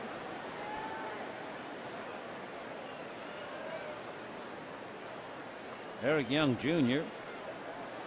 running, and DeGrom angry at the fates. There goes Young, and there's the throw, and a great save by Arrubarena, but that throw would have gone into center field. So Eric Young steals second base. You know, when you talk about any major sport, and you certainly talk about the professional level, you'll hear it for every sport. A lot of the game is played between the ears. The mental side of the game, as you see the physical side. The reason we bring that up, Eric Young, whose dad, a very successful major league player, EY has had some issues, and he has gone to a hypnotist.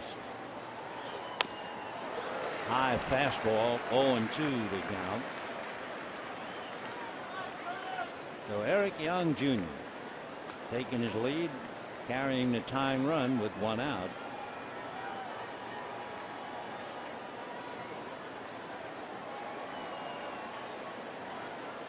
Arrubarena behind Young, trying to take a step away from him. 1-2 to count to Granderson. Down in the pen, Josh Edglin, a left-hander, begins the throw.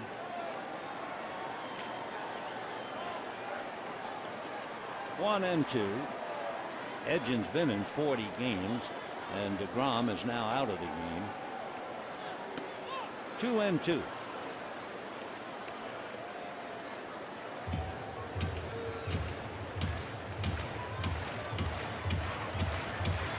Granderson, 16 home runs, 49 runs batted in, 0 for 3 tonight. Mets would certainly settle for a single to get even. Greinke's pitch count now. This will be pitch number 95.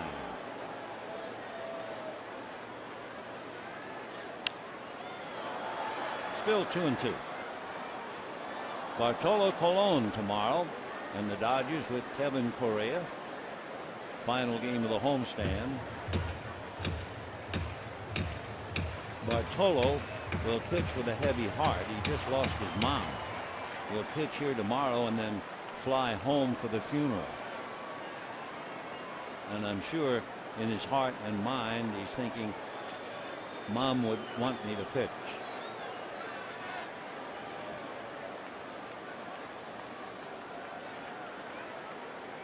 Two balls and 2 strikes. Well, Granderson still up there, desperately trying to make contact. Waiting on deck, Daniel Murphy. 1 out, tying run at second. 5-4 Dodgers.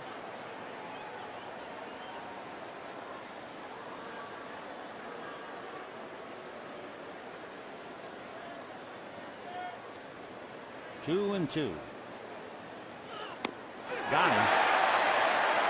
So Granderson, familiar walk back to the dugout. 117 times he has struck out. And the batter is Daniel Murphy. Second baseman, Daniel Murphy. Boy, what a call by C.B. Buckner. I mean, he let everybody know that was strike 3. So Granderson back in the dugout. Now you have a totally different hitter in Daniel Murphy. And here comes Don Mattingly. I mean, Granderson swings for the seats. Murphy is just a solid batter who is 2 for 3 and hitting very well. So it could be that they will lift Greinke right now. Let's see. Howell in the pen. Greinke is due to bat second in the inning. So that might be a reason they would leave him in and then take him out for a hitter. All of that being discussed. And we'll see the result in a moment. I think Greinke is trying to reassure Mattingly that he's okay. Nothing wrong with the arm. That's been the big question. So he will keep him in. Daniel Murphy is 2 for 3 against him. Murphy single to left in the first inning, struck out in the third, and single to center in the fifth. So this is a big moment in the game with 2 out and the tying run at second.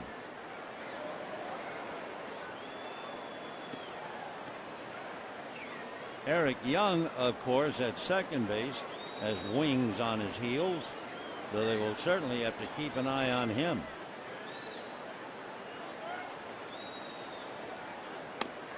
And ball 1. On deck, David Wright. Eric Young out there at second has 10 stolen bases in the first inning alone.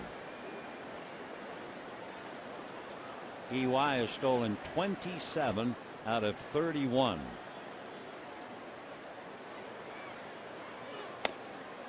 Under the elbows. I'm not sure how much they want of Daniel Murphy, even though if you put him on, and they're going to put him on. The old book be darned, despite the fact he might be the go-ahead and winning run, they're going to take the bat out of his hands. Boy, times have really changed. Remember, we were calling off the numbers for David Wright, 05, 6, 7, 8, 9, 10. Boy, there weren't very many times in his career that they would walk the man in front of him, but they have done it tonight. So David Wright, 0 for 3, has grounded into 21 double plays, up there with 2 on and 2 out. Wright came into the game hitting .268, so he's given up a couple of points. 8 home runs, 56 runs batted in. 2 on, 2 out, 5-4 Dodgers.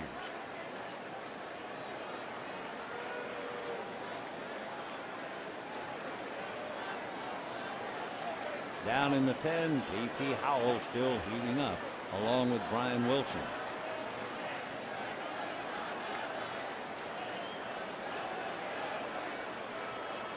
.101 pitches now for Greinke.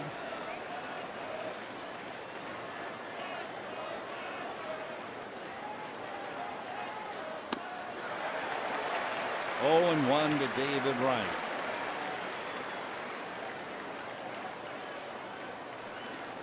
In looking at his pitch count of 102, he has made 112 and 117. That was back in June. Last 3 starts, 99, 83, and 95. No balls and 2 strikes on David Wright. A lot of late break on it.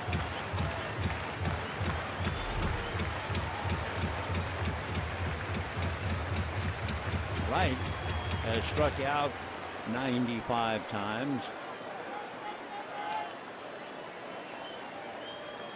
Kershaw very interested in what Greinke is doing.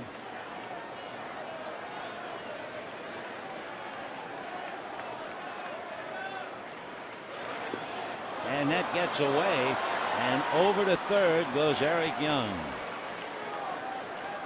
So now the tying run is 90 feet away. That is going to be a wild pitch. And remember now, Greinke has 11 wild pitches.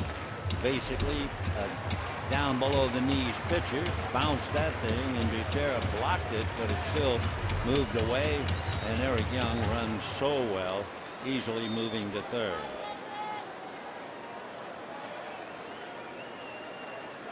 One ball and 2 strikes to David Wright.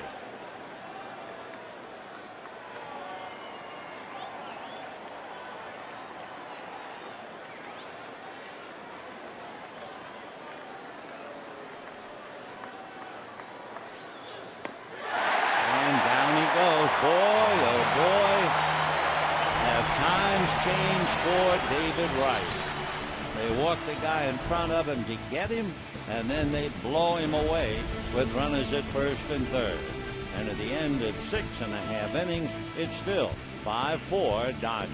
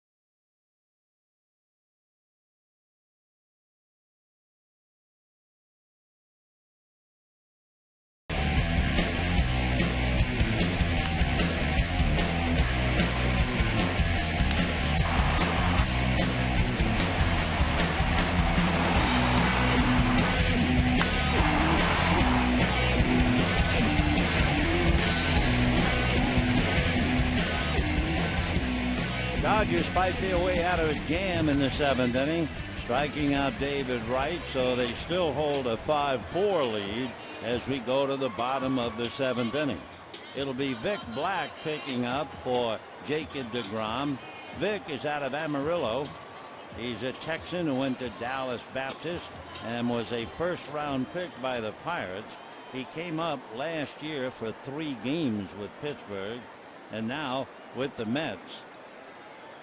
So Black in his 39th game. He's another ideal size big league pitcher. He's 6'4", 210-pounder, and 26 years old. 3 of his sisters all played NCAA Division I volleyball. So a lot of athletes in the family. So Vic ready to go to work against Miguel Rojas.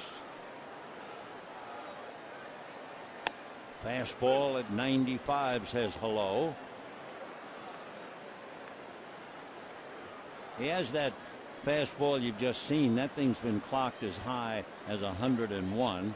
Then he has a good curveball, slider, and that 2-seam sinker. There's the change. 1 ball and 1 strike.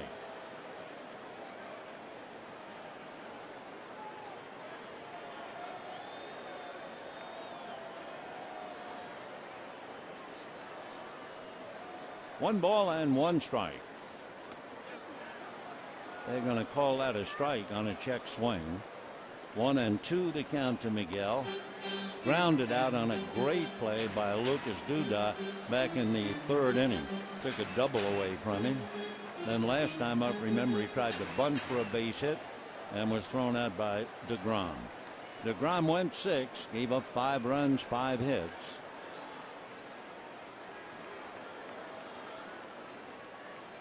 1-2. 2-2. It was the Pirates who moved him from being a starting pitcher into the bullpen.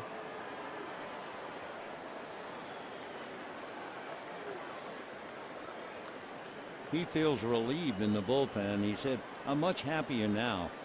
All I have to do is grab the ball and throw it." Misses with the breaking ball. 3-2. As he said, "This fits my personality," as Zach Greinke waits on deck. Black said, "I'm very aggressive. I don't like waiting."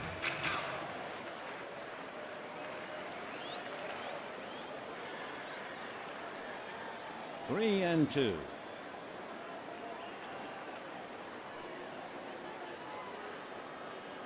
And a shot up the middle, base hit. So Rojas goes 1 for 3. And the batter now will be Zach Greinke. Greinke has 3 sacrifices. He's been pretty handy with the bat, so you would certainly expect the bunt. We'll see.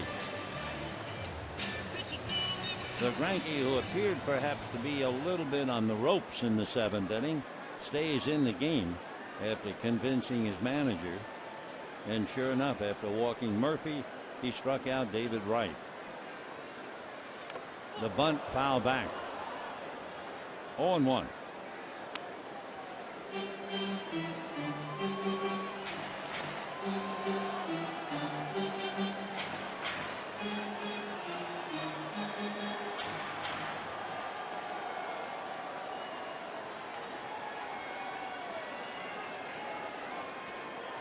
Rojas at first, nobody out. 7th inning, 5-4 Dodgers.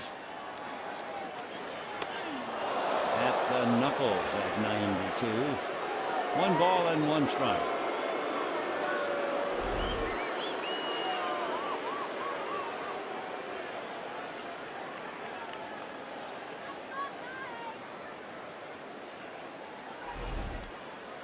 One ball and 1 strike.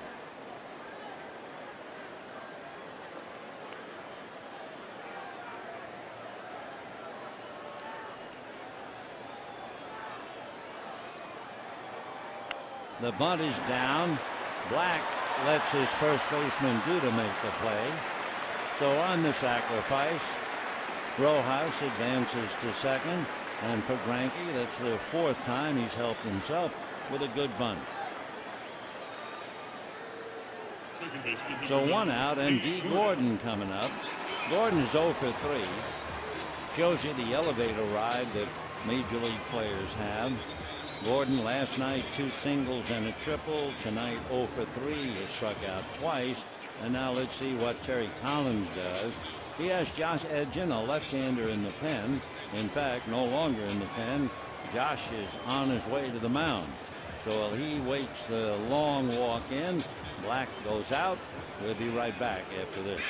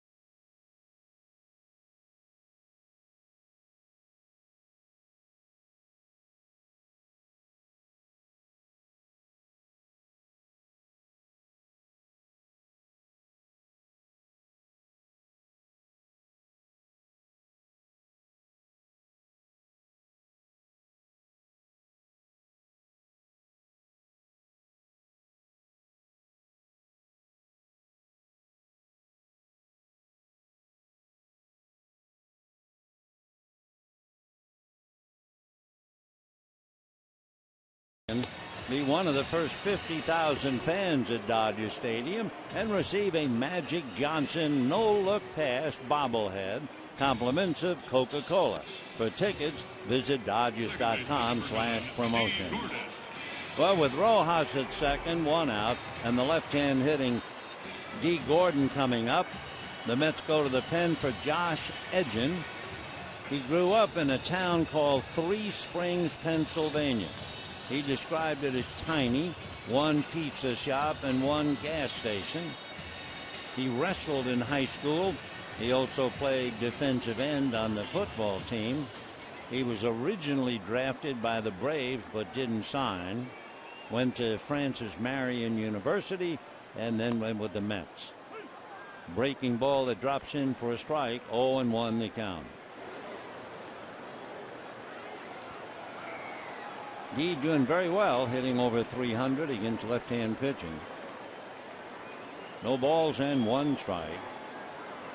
Edgin won the state championship in wrestling as a junior, and he was 4th in national competition. Breaking ball, a 1-hopper off the glove of second baseman Murphy, and over to third, moving easily, is Rojas. I don't know what happened to Murphy on that ball. It didn't look like a ball that you had to turn and try to backhand. I'm not sure if he lost it in the crowd, but something happened. See that? He gave it the Olay. So the Matador avoiding the horns of the bull. He sure made that look tougher than it appeared to be. We're waiting on the call, but the Dodgers, and it's going to be a base hit. So now Scott Van Slyke will come up and bat against the left-hander for Carl Crawford. So Gordon gets kind of a fluky base hit. First and third, 1 away, and here's Van Slyke. Gordon will certainly try to distract Edgin as Van Slyke is hitting .257, and immediately there's a throw to first.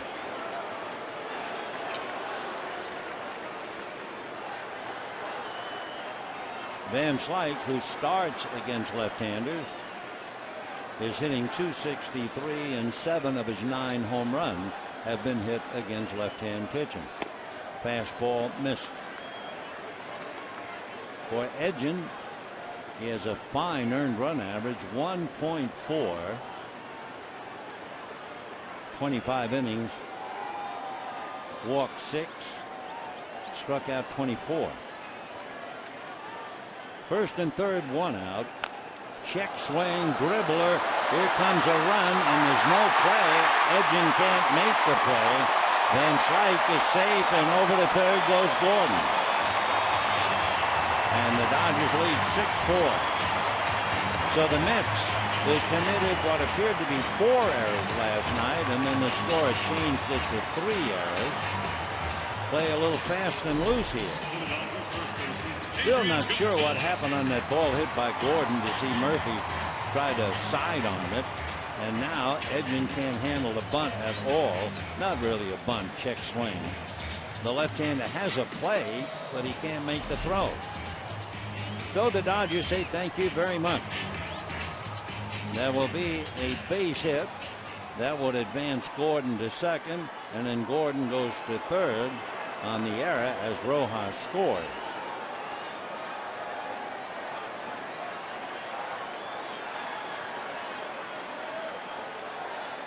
And lined into right center, coming over is Granderson. Tagging up is Gordon. The throw will come into second base, and the Dodgers lead 7-4. 5 runs batted in for Adrian Gonzalez.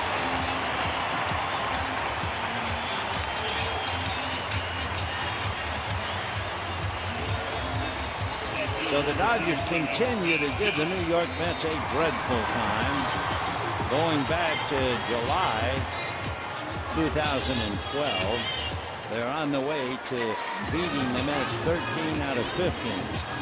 I think Gonzalez got a good whack from Yasiel Puig. So if Puig's not playing, he's still going to get in the fun. And now he'll go back to the far end of the dugout. So here's Matt Kemp. Van Slyke at first, 2 out, and the Dodgers have stolen 2 here in the 7th inning.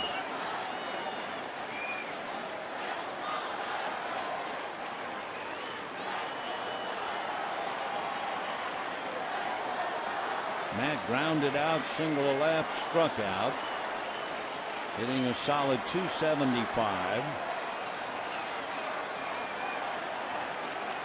Hitting about .241, however, against left-handers. 0-2. Big night for Adrian Gonzalez, and there's Puig all over him. He never stops. Never. It's all in Spanish.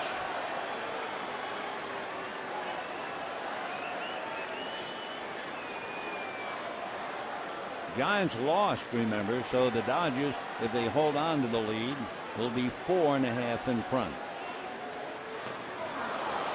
Though Matt Kemp struggling against left-handers, strikes out, but the Dodgers get a couple of gifts. The ball that was played sideways by Daniel Murphy, and then, of course, the little squibber that was thrown away by Edgin. And we're going to the 8th, 7-4 Dodgers.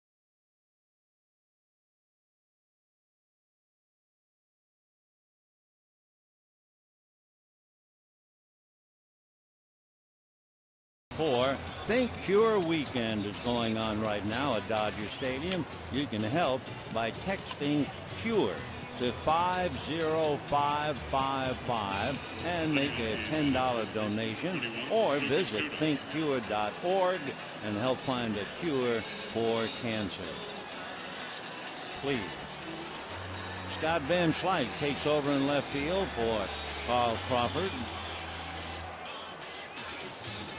J.P. Howell will be facing the big first baseman Lucas Duda, then Travis d'Arnaud and Juan Lagares.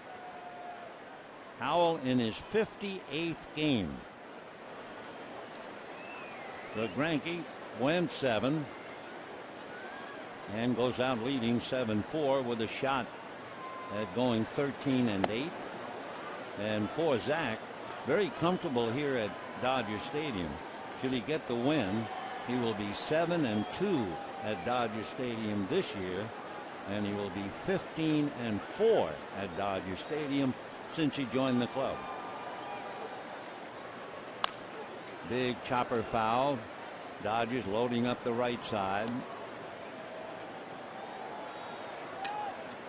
Lucas Duda figures to be the first baseman for quite a while for the Mets.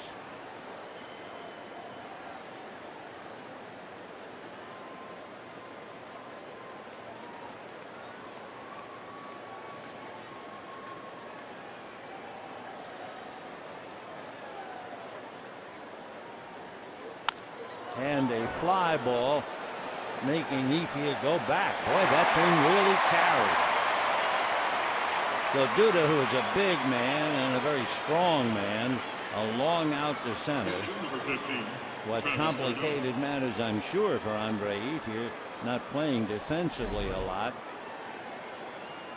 And the ball just carried. He started to run to his left, and then he realized, no, I got to go back. Fine play, one away. Well, that's going to be all for J.P. Howell. He got the left-hand batter. The next two are right-handed. And the Dodgers, leading by 3, will bring in Brian Wilson, and we'll be right back.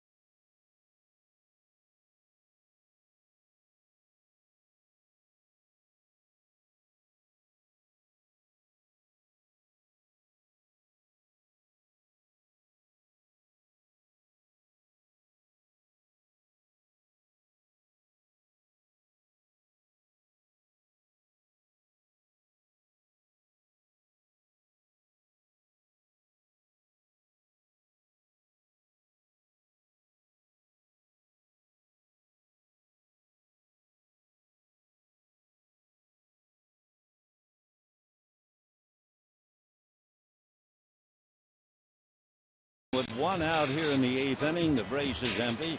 It'll be Travis d'Arnaud, then Juan Lagares, and then another left-hand hitter, Den Decker.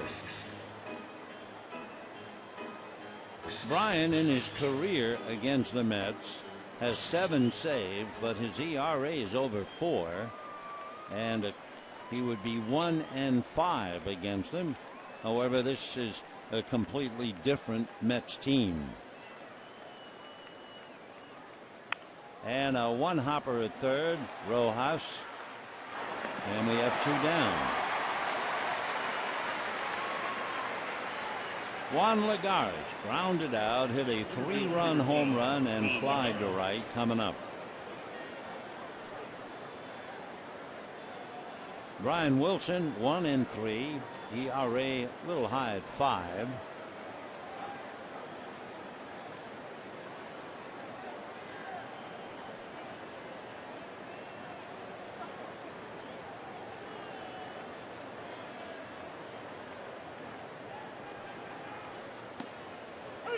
In there, 0-1. Brian fighting his control a bit. He has walked 27 and he has struck out 50.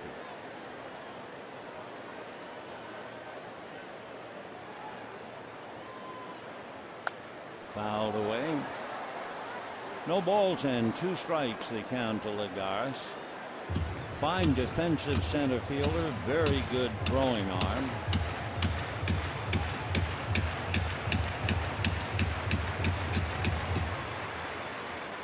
Lagares hitting a solid 270 or thereabouts.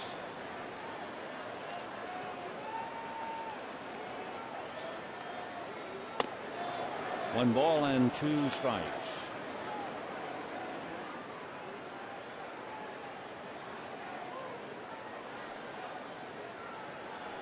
Dodgers with Greinke for 7, Howell for a batter, and now Wilson. Ground ball up the middle, base hit. So Lagares comes up with his 2nd hit, and the batter will be the left-hand batting Matt Den Dekker.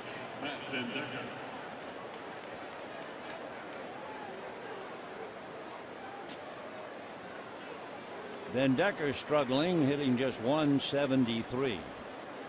Tonight he has grounded to second base twice and struck out. Den Dekker, no home runs, 3 runs batted in.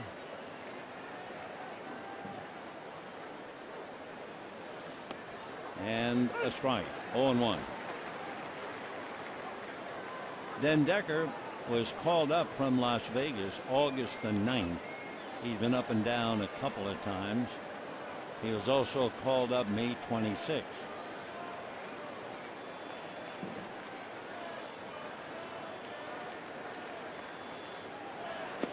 It's amazing the difference between high minors, AAA, and the big leagues. I mean, here's a young player battling, hitting in the 170s. At Las Vegas, he was hitting 334. I mean, he was leading the Coast League in hitting. 1-1.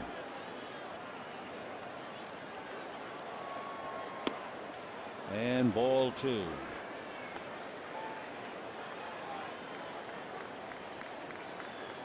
Brian gets last out here in the 8th inning, and up in the bullpen, not ready to throw, Kenley Jansen. 2 balls, 1 strike.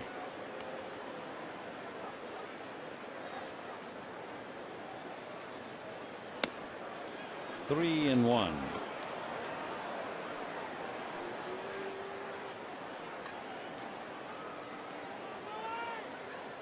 Wilson's last game was against San Diego. Pitch 1 inning.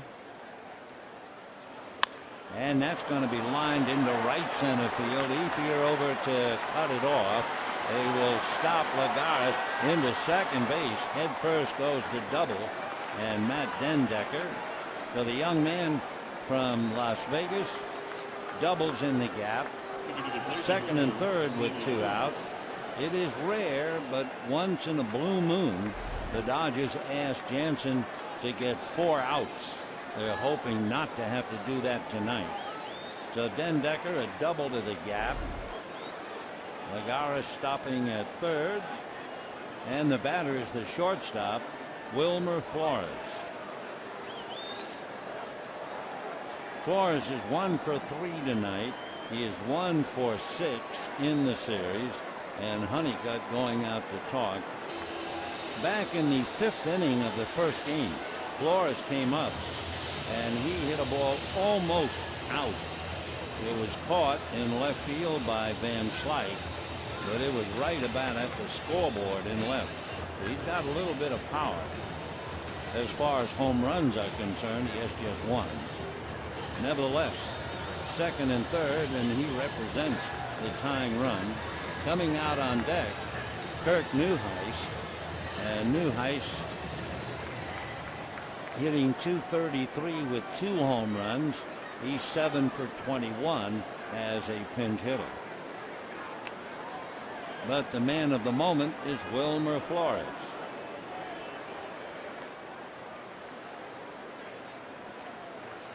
Second and third, 2 out, and ball 1.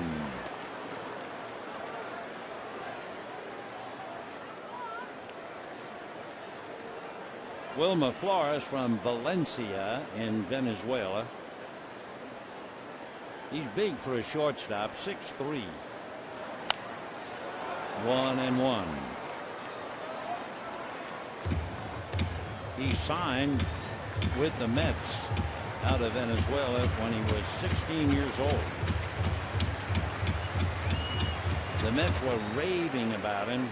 They were comparing him with people like Mike Schmidt and Chipper Jones. That is murder, to take a kid and link him up with those players. 2-1 the count.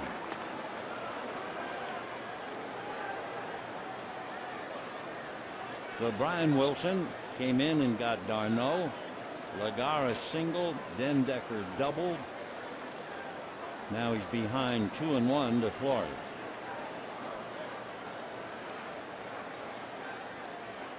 In the dirt, gets away, not far enough for the runners to risk it, especially with 2 out.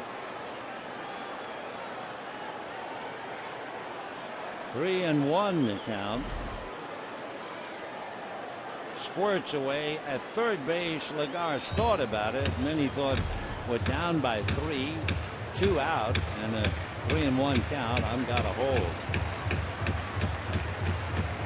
So a big pitch now. 3-1 to Wilmer Flores, and Jansen waits. Ground ball wide to third. Rohan over to first, and Wilson is out of the jam. The 5-3 out. Runners left at second and third. 2 hits but nothing else, and the Dodgers still holding 7-4.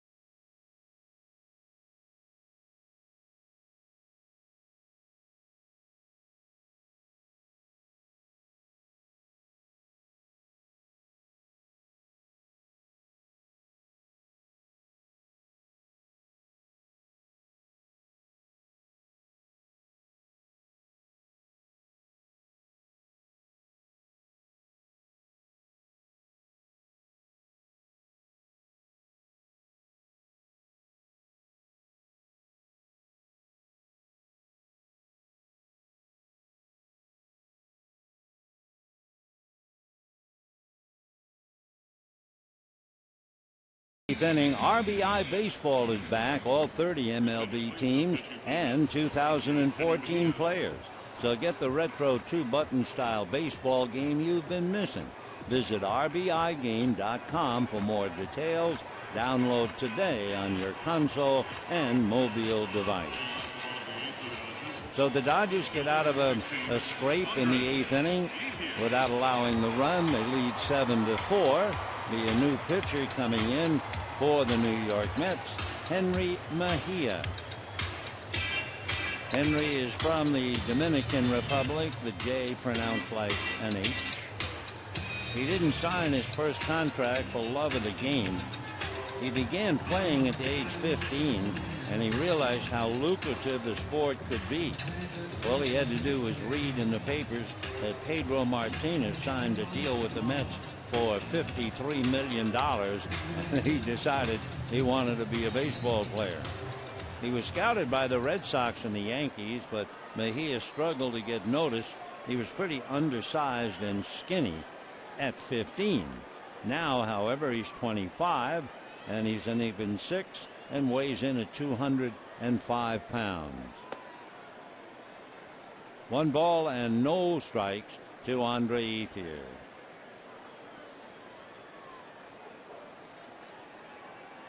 Brian Wilson wearing batting gloves, though he's getting ready for an at-bat. Whoops. Mejia almost throwing that away. Andre Ethier tripled, grounded out, fly to center.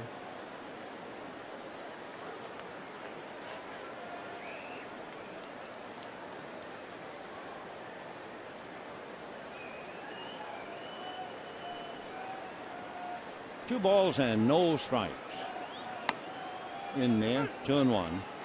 Basically, with Mejia, he'll get a fastball that's been clocked as high as 97, a good cutter, curveball, and a change.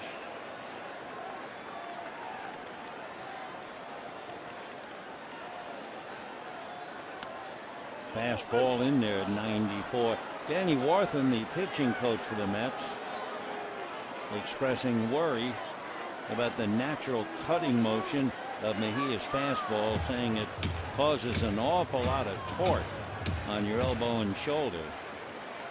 I worry about the volume of the pitches. So it's an all-out effort every time he delivers. 2-2. Ground ball to the hole. Murphy is up with that, makes the play, and 1 away. The paid attendance tonight, a large Saturday night crowd, 51,215, and because of the Dodger fans' loyalty, the Dodgers go over the 3 million mark in attendance for the 20th time in franchise history. Remarkable. And heartfelt thanks from the management, from all of us who have anything to do. Thank you for coming, and thanks for bringing your dog tonight. Yeah, hello there, Red. So 1 away. Here's Arrubarena. Struck out, had a scoring fly ball, which was vital back in the 4th inning. And then last time up, struck out again. 1 out in the 8th.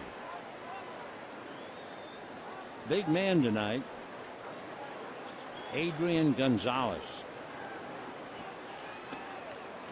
Adrian Gonzalez, who might not have to come up tonight. Dodgers leading 7-4. He has 5 runs batted in. His career high 6 RBIs right here at Dodger Stadium in 2010, but he was a San Diego Padre. Adrian tonight struck out in his first at bat, singled to drive in a run in the 4th, then unloaded the 3-run home run in the 5th, and for good measure, the scoring fly ball to pick up Gordon in the 7th. So a big night for Adrian Gonzalez. 1 ball and 2 strikes as Kenley Jansen waits. 1-2.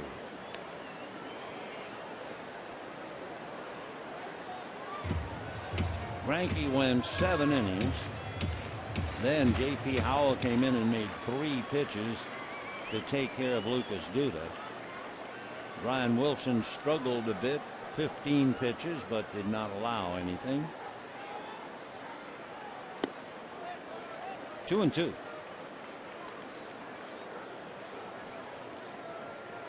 Well, if everything holds up according to the script, it looks like Hanley Ramirez will start tomorrow at shortstop. 2 balls and 2 strikes. Giants lost. Dodger win tonight. They would be 4.5 in front. And a ground ball to Daniel Murphy. 2 down.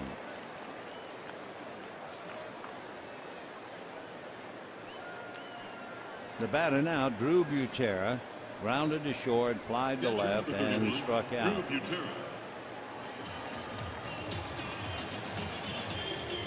Interesting, we were talking about Danny Wharton, the pitching coach, worrying that Henry Mejia would hurt his arm because of his delivery. Sure enough, in 2011, he had Tommy John surgery.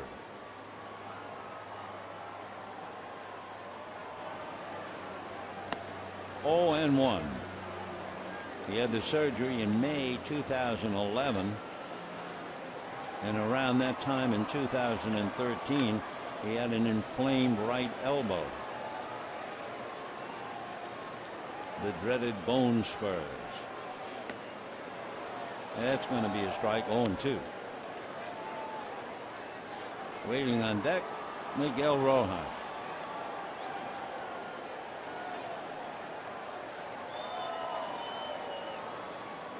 Showing the development of D. Gordon.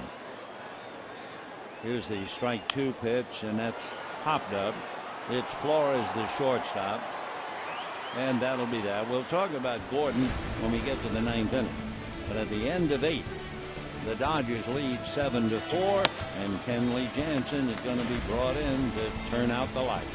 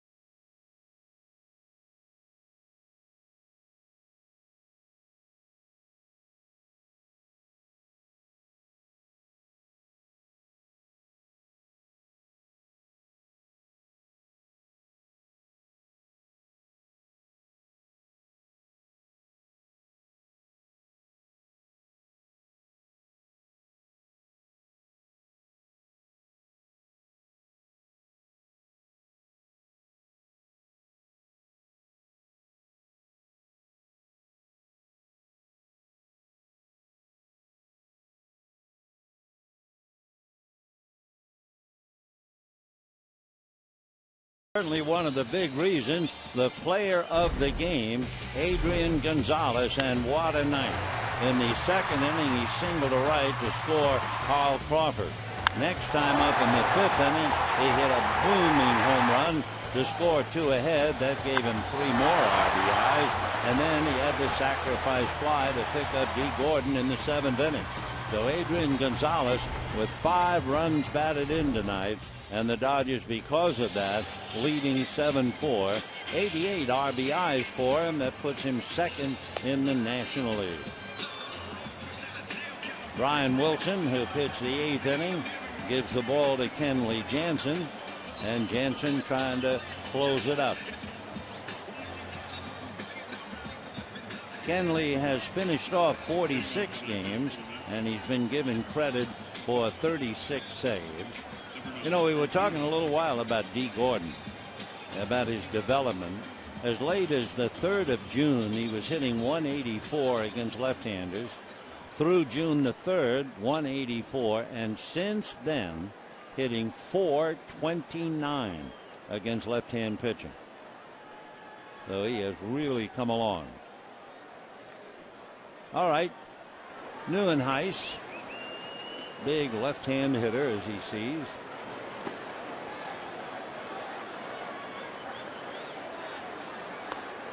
Kirk Neuenhuis is from Santa Monica.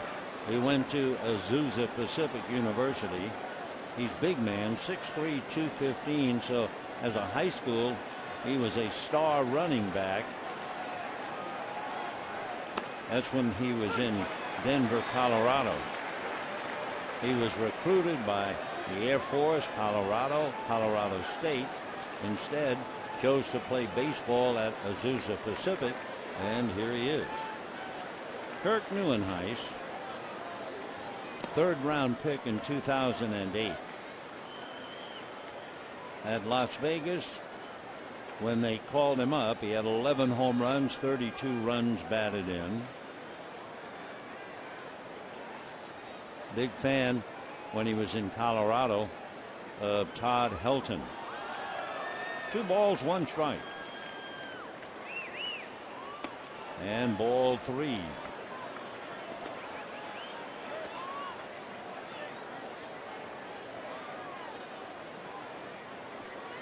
Kenley Jansen.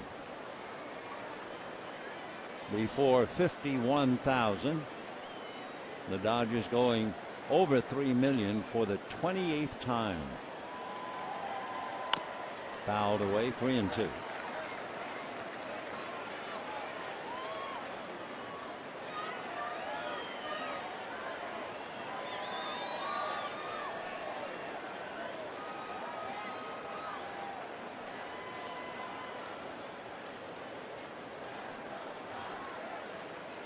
Kirk taking a little time, now back in.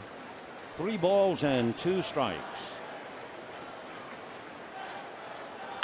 And hit into right field. That's going to drop for the base hit just inside the line. Kemp over to get it, but Neuenhuis into second base, standing with a flare double. Just down the line.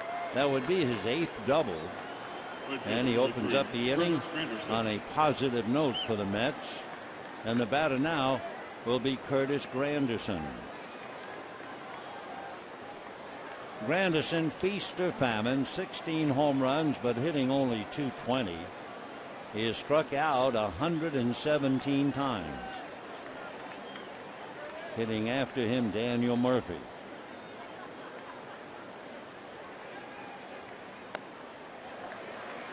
Fastball at 92.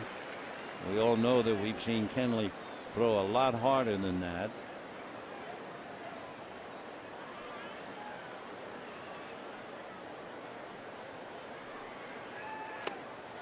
Oh, and 2. Granderson started the series first inning last night, walked up, hit a home run. Since then, he is 0 for 6, and he has struck out 3 of the 6 at bats. And he flies to center. Ethier going back. He has a play.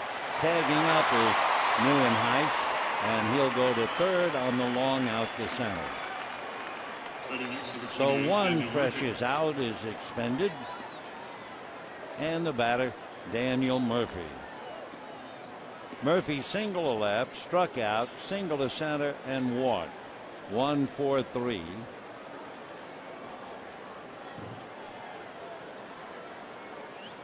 He had a lot of trouble on the ball hit by Gordon in the 7th inning, and that eventually led to the Dodgers scoring 2 more runs. It was 5-4, and then Gordon's ball just really tied him up.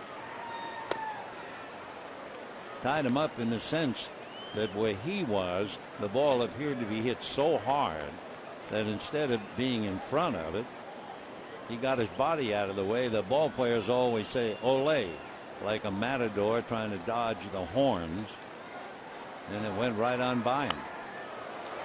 1-1 the game.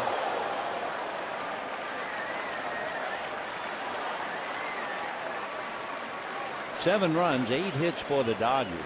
4 runs, 12 hits, and an error for the Mets. Mets have had 2 home runs by Juan Lagares and Lucas Duda, but Adrian Gonzalez has a home run and 5 RBIs. 1-2. David Wright, who is, let's say, having a painful time in the 2 games, on deck. He is 1 for 8. and he is hit into 2 double plays tonight. They give him 21 for the year.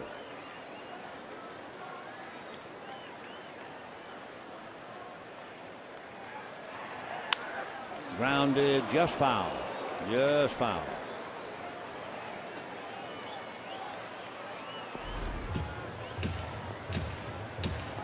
Right on the chalk and then spins away.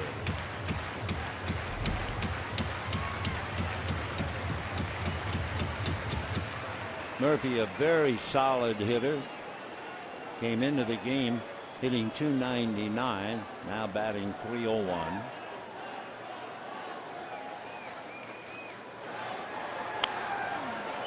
Leading the league in hitting with 156 hits.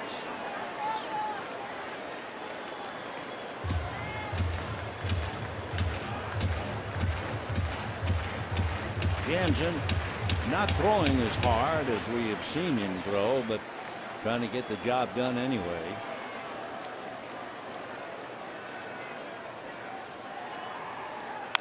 And fouled away again at 84.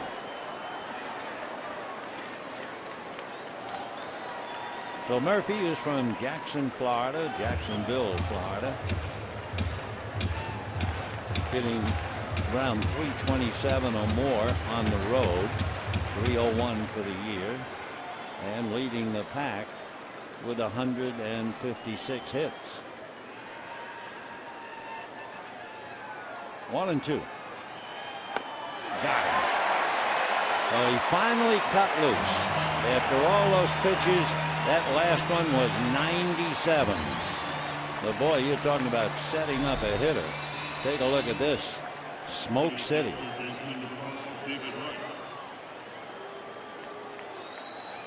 So Murphy strikes out. Dodgers now 1 out away from having a 4.5 game lead against San Francisco. Remember, they lost in Washington 6-2. So Mattingly with a smile on his face. And here's David Wright. 0-1. David Wright, who was a terror for a good 6 years in the National League. And then tonight, to see the Dodgers walk Murphy intentionally and strike out Wright, it really reminded you of just how fearsome a batter he was. 0-2.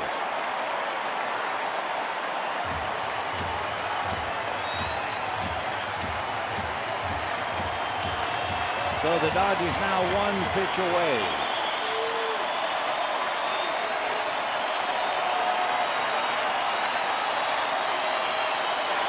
That'll do it. And it was another 97.